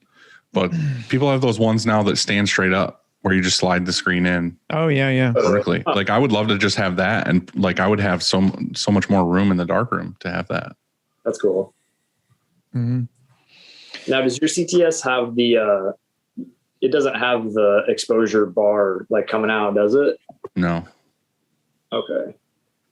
No, that was the EXT, I think. Yeah. The one that I worked on had that. And I don't know, we had a little bit of issue like burning halftones and things like that with that exposure unit. My thing was it just gets to be that thing where there's too much in this unit to go wrong. Like I didn't want to add one more thing to it to be like, and it has FM radio and it has, you know what I mean? It's like, I don't need all that in this. I just want this unit to make, you know, to put the image on the screen, and then I'll figure something else out for this other thing. Right. Yeah. Do you guys like your LED unit? I like ours. Yeah. I don't know. I've heard so many like mixed things. Like, I don't know. I like this and I like this. I don't know. I feel like the biggest thing though, that the variable that's in all of this is the emulsion you're using. Like there's so many different emulsions that work really good with different units. Like Andy switched to wax because he was having issues with like heat and humidity and the emulsion he was using. And like when we first got our CTS, we were having a ton of issues with like the inkjet in the CTS, like spreading or cracking or having issues. And it was like, all right, well, your humidity is bad. So get like a huge humidifier, or your heat isn't just right or whatever. And it was like, oh man, this is a huge pain I didn't think of. And then we tried like 4 emulsions and we ended up getting an emulsion that was just like perfect for that unit, our temperature or whatever. So like we went from using like keeping the heat like perfect in there, like just perfect, and the humidity like just perfect, to switching to this emulsion. And we have no extra heater in there. We have no humidity in there. I mean, we have like the normal room, you know what I mean? It's not like we're adding or subtracting, like the room's heated already, but it's not like we have to have everything just perfect. And we've had literally 0 issues with this new emulsion. It's like, it prints perfectly fine. It burns perfect.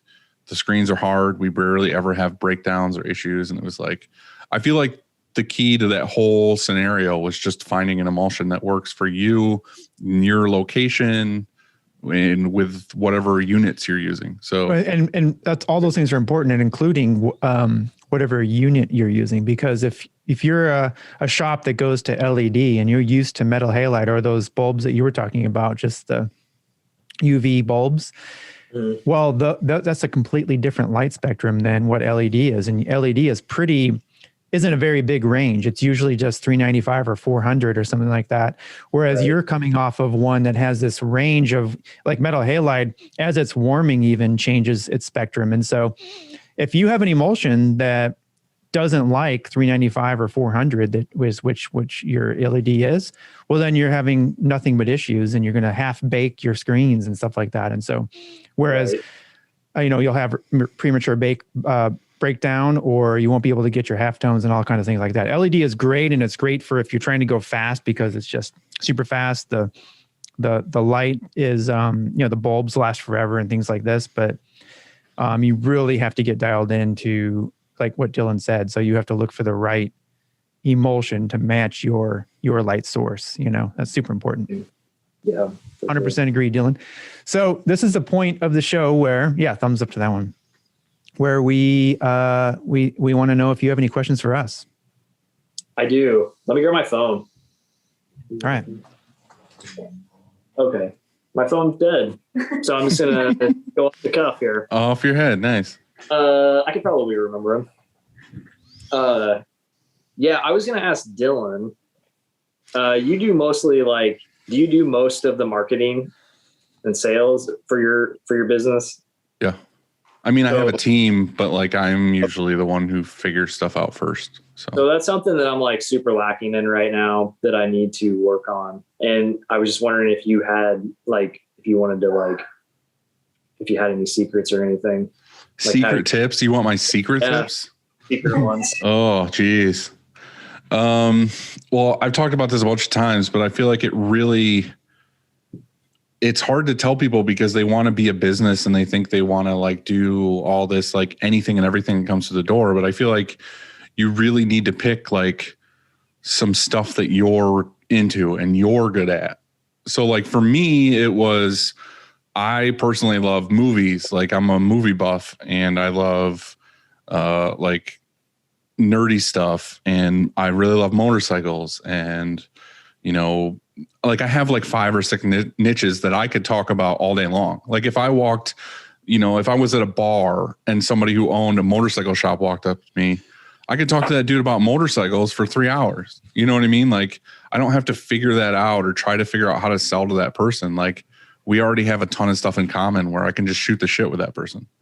So realistically, what you want to do is you want to find stuff that you already know about and stuff you can talk about. So if you were like say you love craft beer or something and you knew enough about it where you could start a conversation with somebody who's into craft beer, you could probably sell to a lot of craft breweries because you can talk to them and know them. Like, I don't drink beer at all. So like we do work for some breweries, but it's more just like they wanted to work with us because they know we make cool stuff. Like, I could probably hit up the brewery market a ton if I was like, oh, I love this. I don't know jack shit about beer, so I'm just going to say random things. But I could be like, oh, this IPA or this fucking, something with this hops or something. Like, I don't know. So that's not my market. You know what I mean? Like, yeah. I think the big thing is just going after stuff that you want to do. And we talked about this in another episode where it was just kind of like, show on your social medias and on your photos you post on your website and all this other stuff, the work that you want to get. Like, don't be like, I did a barber shop and I did a grocery store and I did this comic book thing I'm really proud of and I did this other thing. Because people are going to be like, what am I coming to you for? Am I just coming to you to print, or am I coming to you because you're the guy that does that style? Right. Like, I feel like 90% of our business is people coming to us because they want our style or they want what they know we're good at making. Mm-hmm. So for me, sales wise, in the beginning, it was just I hit up people I knew because I was in a band. So I hit up a ton of bands. And then when I got sick of the band thing, I was like, I'm really into this other thing. So then I started hitting up those people. So, and the big secret, everybody's always like, how do you get sales? How do you get sales? It's realistically relationships. Like, if you're working with a big company, like, I don't know, say it was, like I said earlier, Wegmans. Like, Wegmans is a really big, like, grocery store chain or whatever. Like, you're not working with Wegmans. You're working with John Smith, who works at Wegmans, that you made a relationship with, who is the guy who's in charge of ordering. So like, you need to find somebody who's in that company who can pull strings for you, not necessarily just like hit up the contact at Wegmans at gmail.com or whatever. It's like, you need to find somebody in that niche that you can actually connect with. So that was really it. Like, those are the trade secrets. It's just like, talk to people about stuff you know about and make friends. Like, realistically, it's like, make friends. Like, even with this podcast, like, me and Andy are doing it for fun, but we're meeting tons of people who have connections and like different things, like inks and brands and all sort of stuff. And it's like, now if I need something, I'm like, oh, I talked to that dude and he knows so-and-so. It's like, that's how real things get done. It's just like, oh, I know this guy. Right. So that's my long and short of it. Hopefully and you reciprocate it too. Like, you make friends and say one day you need a favor from one of those friends, but it comes back to like, you reciprocate the whatever that is. Sometimes they need a favor from you, and so it's like networking, I guess, is what you're saying basically. Right. But I just feel like so many more shops would have so much more success in their area if they literally thought about it and were like, what do I actually want to print? Like, what do I actually want to make? Like, there's so many shops that are just scrambling to be like, I'll take anything you bring in the door. And it's like, yeah, that's cool. But like, when you're in a sea of a ton of other people, why are they coming to you? Mm-hmm. Like, if there's a list of 10 printers and they all do random shit, like, what makes you want to pick any of those people? But if you were a guy who was really into snowboarding and one of those 10 shops was a dude who does a ton of stuff for snowboarding, which one are you going to pick? You're going to pick the guy who's into snowboarding because that's the guy who makes snowboarding merch.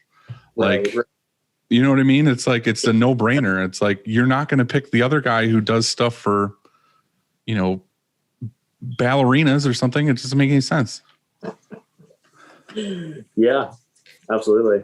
I guess I'm kind of like, diving into such a like niche is like a little bit scary because I do want to just take everything.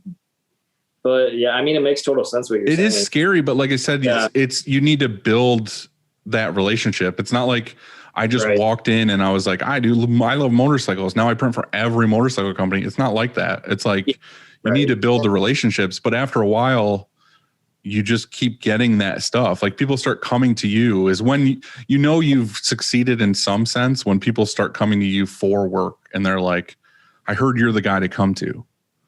Yeah. You know what I mean? That's when you're like, okay, I'm doing something correctly. Right. Yeah. So, but you don't have to do that. I'm not saying drop all your work and just be like, I'm going to focus on climbing gear. Right. Like I said, we do a ton of other stuff, but I'm trying to get the company to where, you know, every year, slowly, the pie chart grows more and more towards what we want it to be, and not like the random stuff. So that's, to me, is the goal, is to get it to where almost the whole pie is the stuff that we really love to do. Right. Yeah, absolutely. Makes sense. I mean, for us, my answer would be our best marketing is word of mouth. It always has been. And you can't get those referrals unless you do a really good fucking job, you know? And so I do whatever it takes to do a really good job. And if we mess up, I do whatever it takes to fix it. And that's my marketing budget, is I go to great lengths to fix stuff when it goes wrong. And so yeah, that person 1 year or 3 years or 6 years later, you know, their cousin needs, you know, 100 shirts for an Alzheimer's walk or something, then I get an email and it says, hey, I'm heard you're the guy, you know, and it was because we took care of that customer years ago. And, you know, and I want to say this too, is like, I feel like me and Andy are both right. Like there's no, like, this is the way to do it. I feel like it's totally like, this is how I want to run my screen printing company. Mm-hmm. And like Andy does it the way he wants to run his screen printing company, and both totally doable, both totally successful. Like there's a million ways to do it. But for the people who are just like, I don't know what I'm doing, or I don't know what I want to do, like here's two schools of thought. Right. Like both totally good ways to do it. Mm-hmm. Cool. Yeah, because I feel like a lot of our business right now is contract work, and it's not like bad contract work. I like it. I mean, I wouldn't do it if I didn't want to do it. But I do feel like I want to like eventually kind of, you know, shift into like doing just more high margin, so I'm not constantly like in production. You know what I mean? Right. Because we're so small, and like I don't really know like how big I want to get. You know, like I don't want to get real big and like have a ton of employees. So it's like, you know, I don't know. But the other part of that though is just like you said, and I've had people hit me up about that, because we used to do the same thing. Like we used to have a bunch of contract work, and then we just decided all at once to be like, I'm just going to fire all these contractors because it's hurting my other business. Like it's hurting my good customers who come to us that I have great margins on. Mm-hmm. So realistically for us, it was just making that, it was a really scary decision, because with contractors, it was like, you're getting really big kind of checks once a month. Right. Like it's nice to see that dollar amount in those checks, but if you really break it down and look, it's like what I'm making per shirt for this guy, like the guy who walked in and wants to order shirts, versus the contractor. Like I'm making way more money on this guy. Right. So it's like if you really think about it, you're like, okay, well, if I fire all these contractors and I just focus so much more time on getting in regular business that's just like direct to customer, then like you don't have to work as hard. That's why it's funny. Like we talk to shops that are like big shops, like, and all the power to them. Like they're great dudes that have tons of work, and they're like, I have 50, to 100 employees.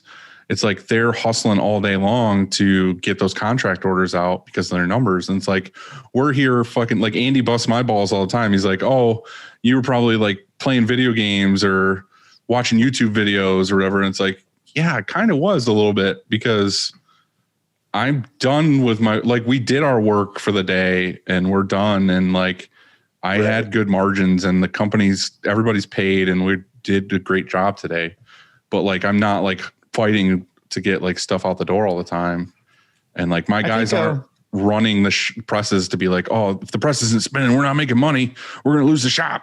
It's like, they're just printing through the day and they're getting their stuff done. And it is what it is at the end of the day. Like, I think though that everybody's work-life balance, I think everybody's answer would be different. And it's personal. Yeah, totally like true. If you, if maybe some people, they want to work 12 hours a day, some people want to work 10, some people want to work 8, some people want to work 20, I don't know. And so it's sort of, everybody's answer is going to be different to that.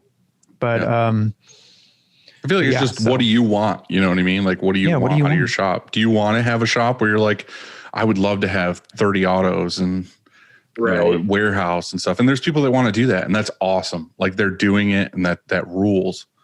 But I'm not that. I just want to like make enough money to do what I want to do and chill with my friends all day. That's my goal. My advice to you, it would be, don't move out of the house.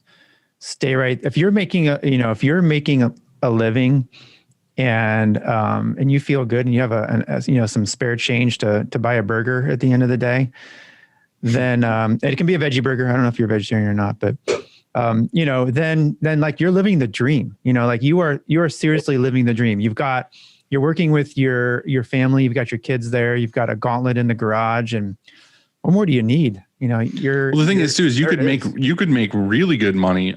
Just because you're a home shop doesn't mean you can't like rule and make a ton of money. Like the thing is, you have little to no overhead. Like, you're not paying thousands of dollars a month for warehouse space. You're not paying a ton of employees. Like, you could get like a ton of direct to customer great jobs and just print 9 to 5 every day and take a long lunch with your kids and whatever else you want to do. And all that profit you made at the end of the day is yours. Right. Yeah. And that's kind of the goal. I mean, like, I want to keep it as small as possible, but like just maximize, what we can do. Right. You need efficiencies in the shop to make it to where you're putting out a ton of stuff and doing the same amount of work you're doing now. Right. Yeah. I mean, your goal should be at the end of the day to be like, how do I get 2 or 3 more jobs out the door today while doing the same amount of effort? Right. You know what I mean? Or make things more efficient. I mean, there could be a shop that's doing $1 million a year in revenue, and there could be a shop that's doing $5 million a year in revenue. But that doesn't mean that they're profiting, that the $5 million a year in revenue is profiting anything. I mean, they could have lost money on the year, and the shop that did $1 million a year, they could have made a ton, and so total revenue or total, volume of shirts that you put out. And I hope Josh Grizzly Wheeler is listening to this episode, because he loves to preach that to me. And I agree with him. He's like, money changing hands isn't the same as making money.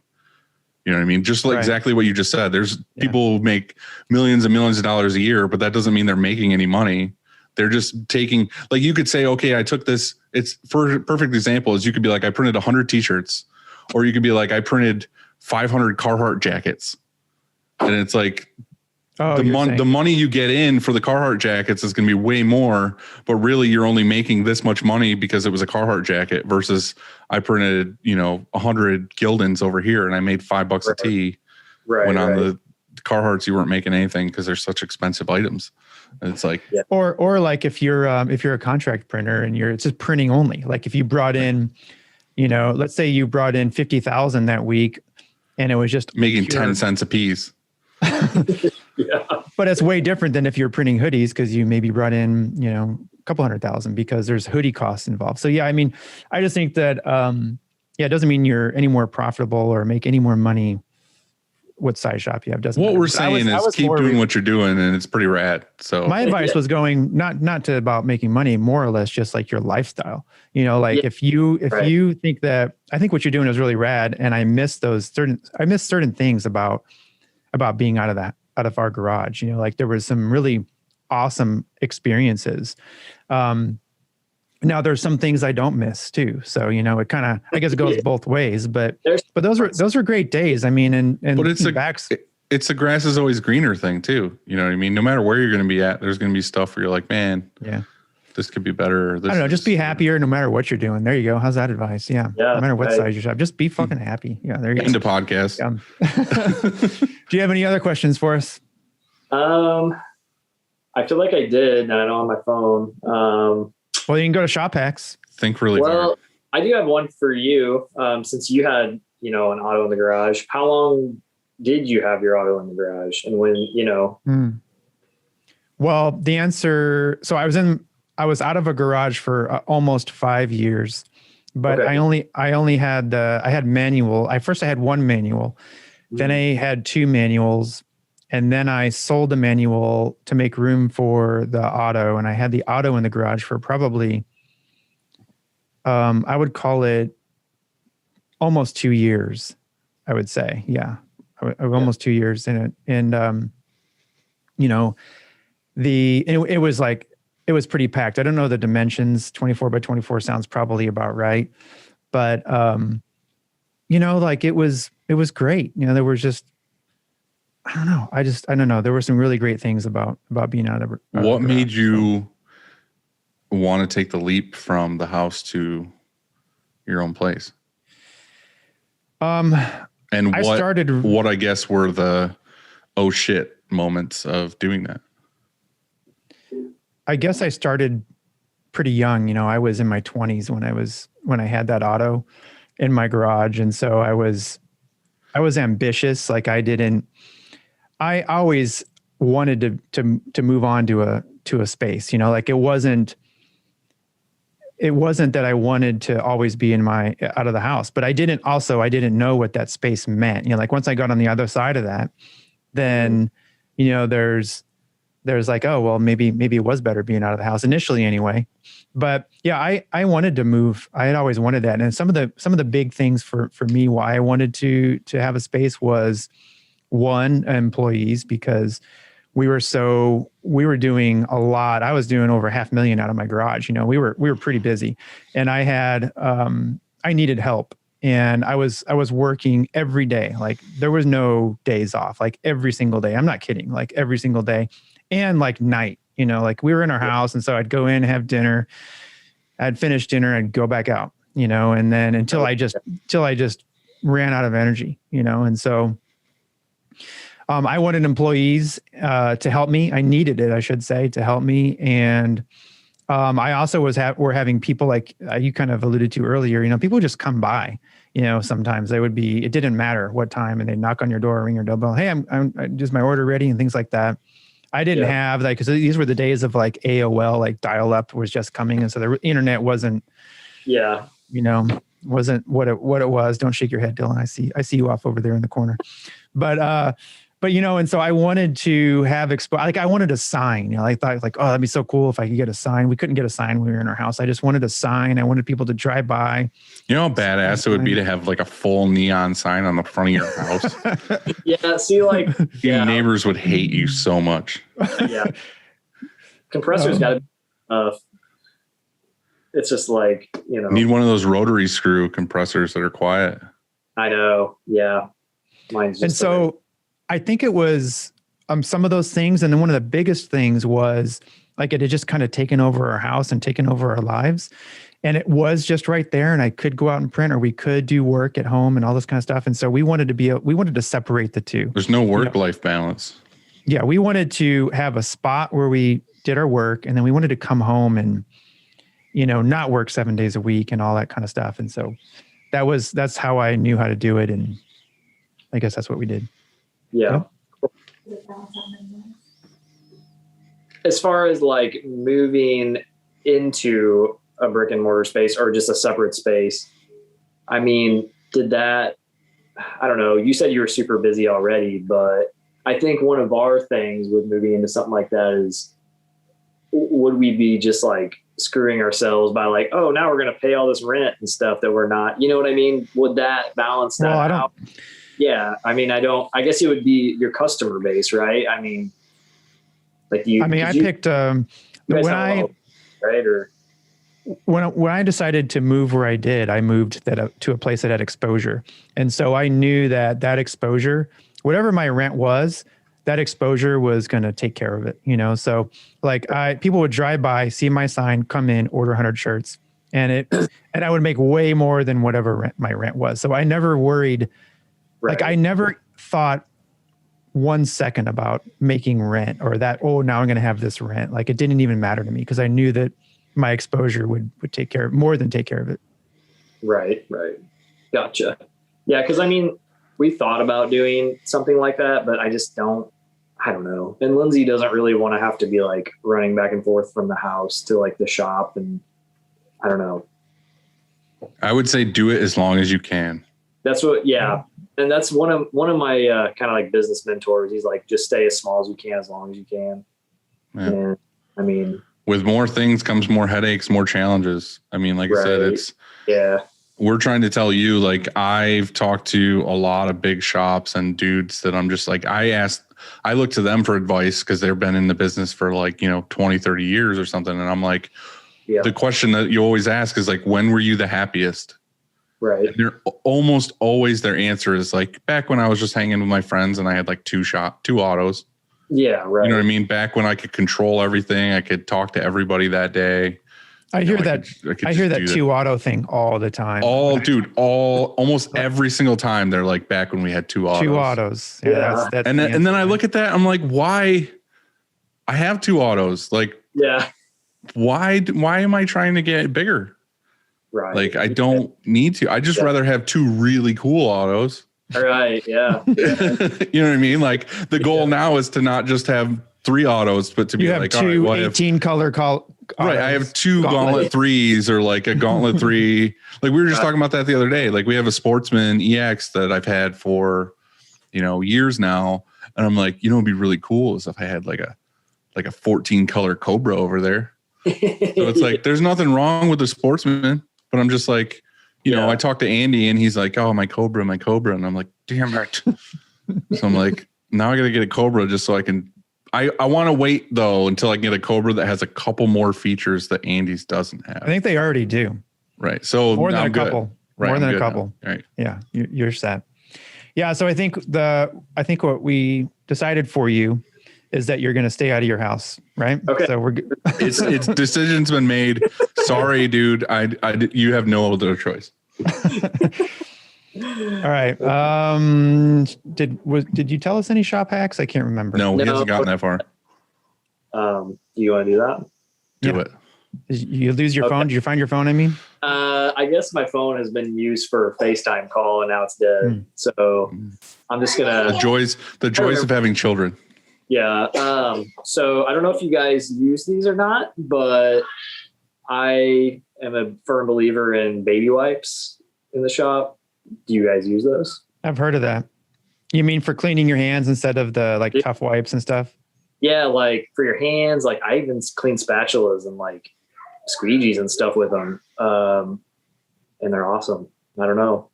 Well, are you doing water-based? Both. I mean, it will clean plastisol off of a squeegee like super quick. It's kind of weird. And did you discover baby wipes because you had a baby and you're like just grabbed something one day and then cleaned it up? Is that how it happened? No, I got it from someone else.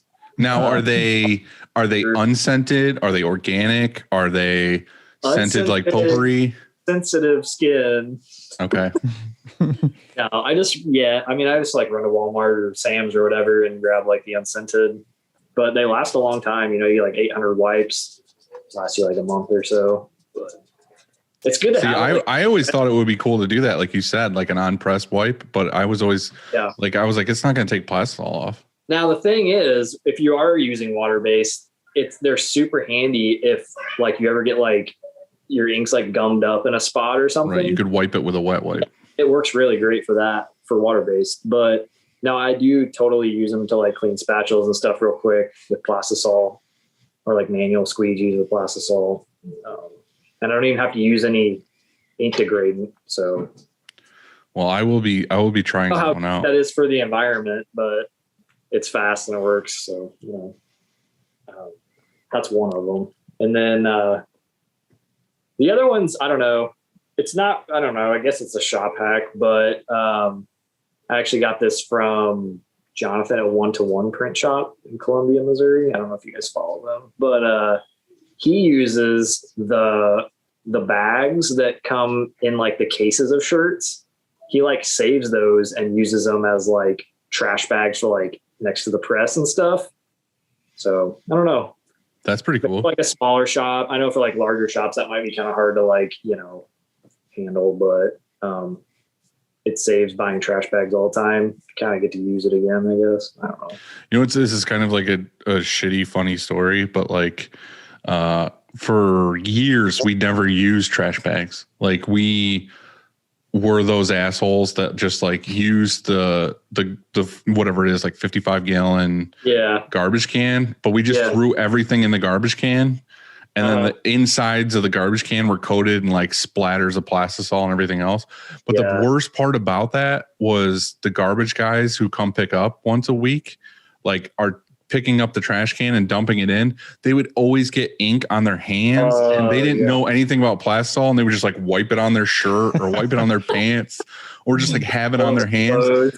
Dude, I would literally like, they come really early in the morning. There'd be days where I would be like pulling into work and see the garbage truck and I would just fucking drive by. I was like, I don't want them to see me. I don't want them to know I exist.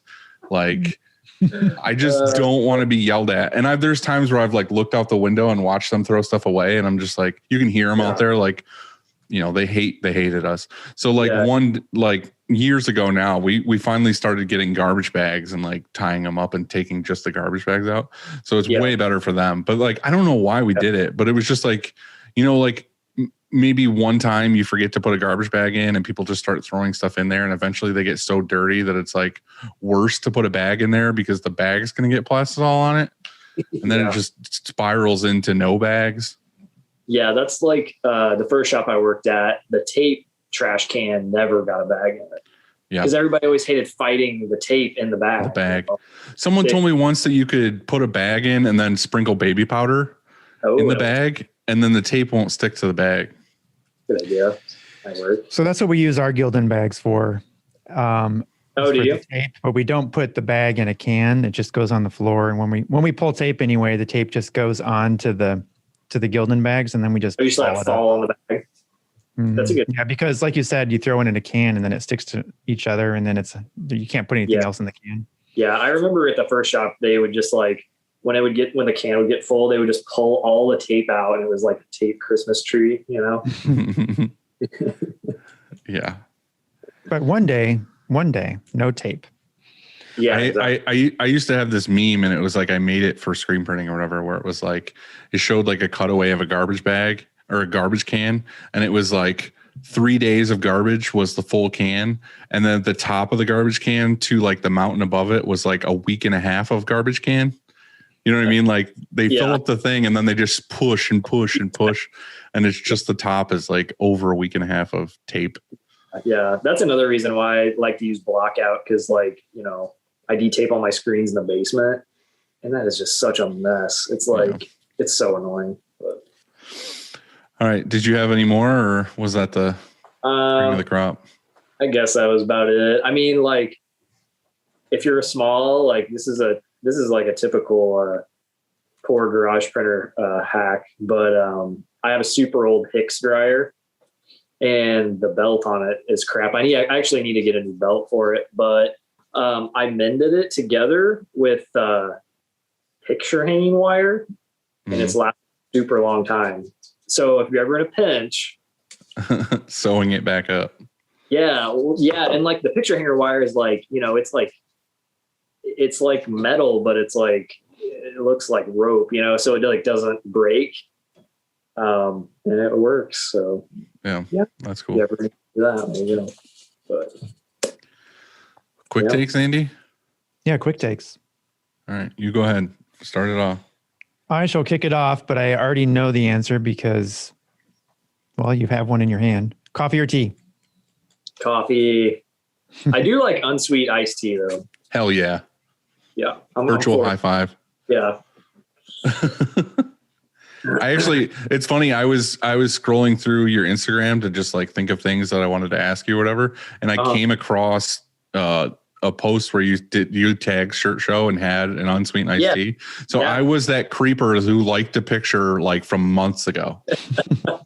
So I didn't like any of the other ones. I just liked that one and kept going. Yeah, I was pulling for you on that sponsorship. But. Good man. Yeah. R.I.P.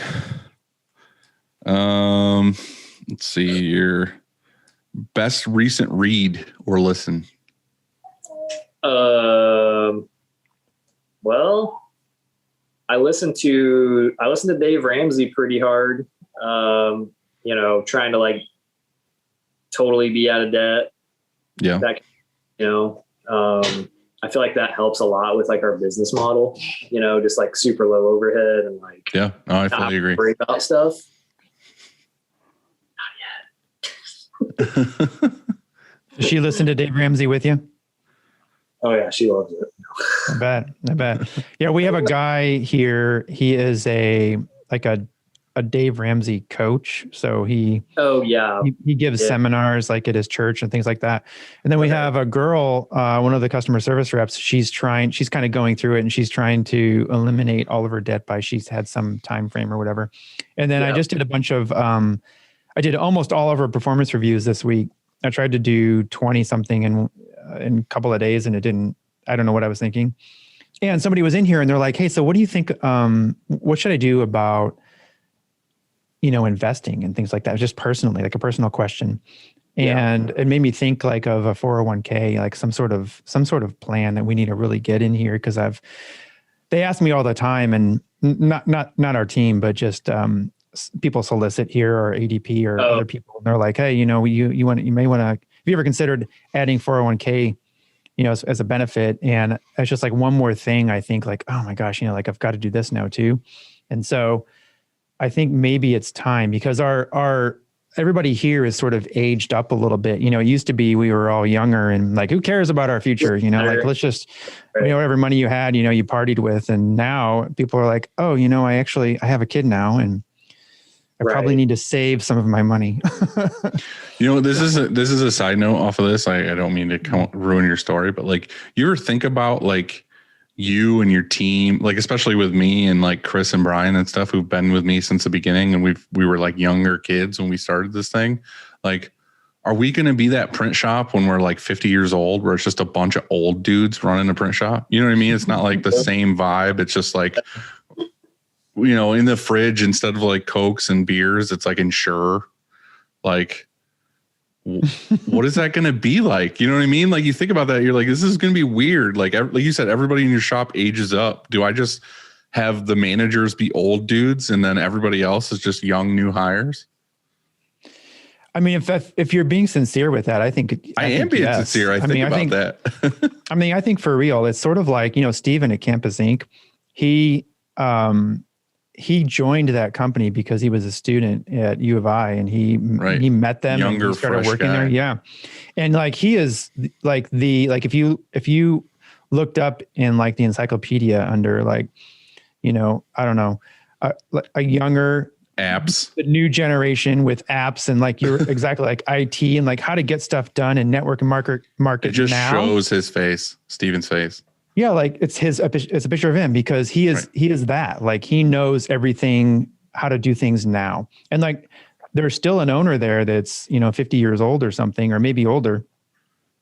And I think that's good though, because then you have, it's like that mix, that blend that's just right, or that just lifeblood. Yeah, like the diversity there is in age anyway I think works to your favor. And so all of a sudden you become this company maybe with all of the same age, older people, and you're like, oh, the internet, we don't need it or whatever, and then that would definitely what happens? Well, it's funny because like I've thought about this a bunch of times, just like in my own head of like, what is it? This is going to be weird. And it was funny. We went to steak night on Thursday, and Chris said it because we were talking about movie theaters opening back up. And he was like, yeah, realistically, my goal is to work at Upstate till I'm like old. And then like, after that, I'll just be that old dude at the movie theater, like taking tickets or like pointing a wand and being like, go this way. And I'm just like, I just thought about it again. I was like, we're just going to be old dudes working in this place. And then one day we're going to have to be like, I guess I retire or just do it forever and hire new people. So I didn't want to bring this conversation down, but like, it was just something I thought about. Oh yeah, for sure. I mean, Andy, you're almost there. What are you going to do? Uh-oh. Do we just lose him completely? He got really bummed out, and he's like, oh man, my story sucks so bad. He's like, I'm out, man. That's such a bummer. Like, what a buzzkill. Well, I had a few more questions for him, but I guess not tonight. Let's see. We'll maybe see he if we can comes get back. him back in. Yeah, let's see. We can't give up on him.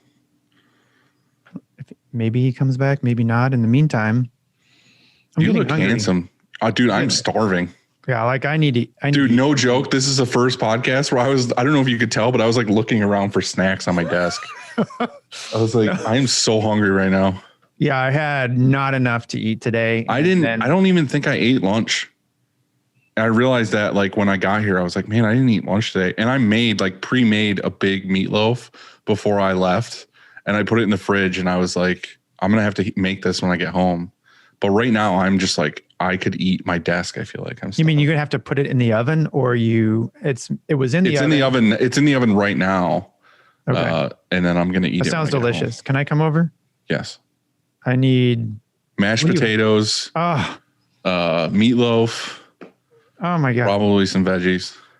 Probably. I mean, I doubt it. I mean, I'm not eating that shit, but. Right. I mean. Right. Weeds. I don't want that. It's gross. No. Well, dude, I guess that's it. He's not coming back. Well, you can't call him. His phone's dead. Yeah. All right. Well, we can't leave. Well, we only had a few more questions. Well, yeah, but it's just like we never said goodbye. We never said like love you, see you again soon. That's true. I feel weird. I don't want to just be like, Swoop. Well, we can pretend. You do good impressions. You do pretty good impressions, dude. All right. Hold on. You want to? Hold on. Don't look at me. Look away. So, Phil, tell me, what advice would you give your 20-year-old self? Probably turn down the shirt show interview. Next question. That stings a little bit, but okay. Well, okay. I speak from the heart. So I feel you. I see where you're coming from. Right. I'm going to go with the next question. Dylan usually asks it, but he had to step out for a minute. He had diarrhea, probably. What are you watching on Netflix? I am watching Man, you're taking a long time. I'm trying to think. There's so many things I watch on Netflix. I mean, I'm just I work from home. So like, You just said WandaVision, right? Like that was you watched. That's not on Netflix. That's on Disney. Oh, fuck yeah. You're right. Damn. Come on. There's this new samurai series on Netflix that I've been watching. That's all about the samurai. Mm-hmm. And because I work from home, I can, just not print stuff and go in and watch it, and then we'll print stuff when I feel like it. So that's what I'm doing. Seriously, like don't ever move out of the house. Right. That sounds it makes total sense. I mean, that sounds like the life. Last question is, what's for dinner? We know Dylan, he's having some meatloaf, mashed potatoes, and that's it. Boiled hot dogs. Boiled hot dogs. Is that a thing in Southern Illinois? I think that's we just boil hot dogs and eat them on with ketchup. Like no bun. So you just basically boil hot dogs, like a whole pack. Right. And you cut them up like little coins. That's terrible.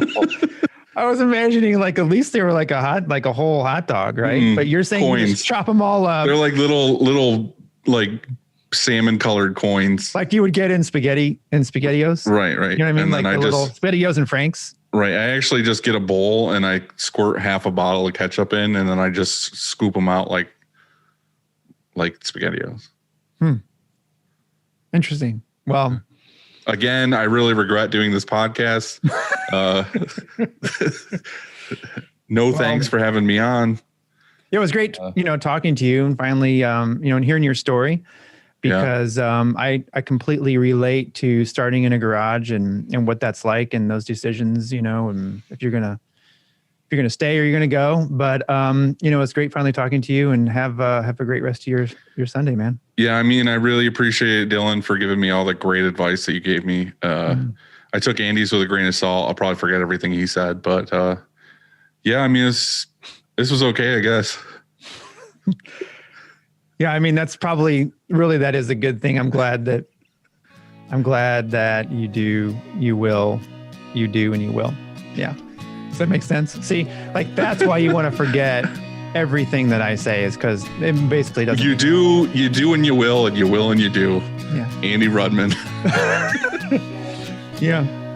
That'll be on my tombstone. He did, and he will. He willed, and he willed, and he did. That's quite a legacy, you know. The future generations will have a lot of progress. Whoa, you know? This guy. All right, man. Well, love you. love you too. All right, See ya. there you go.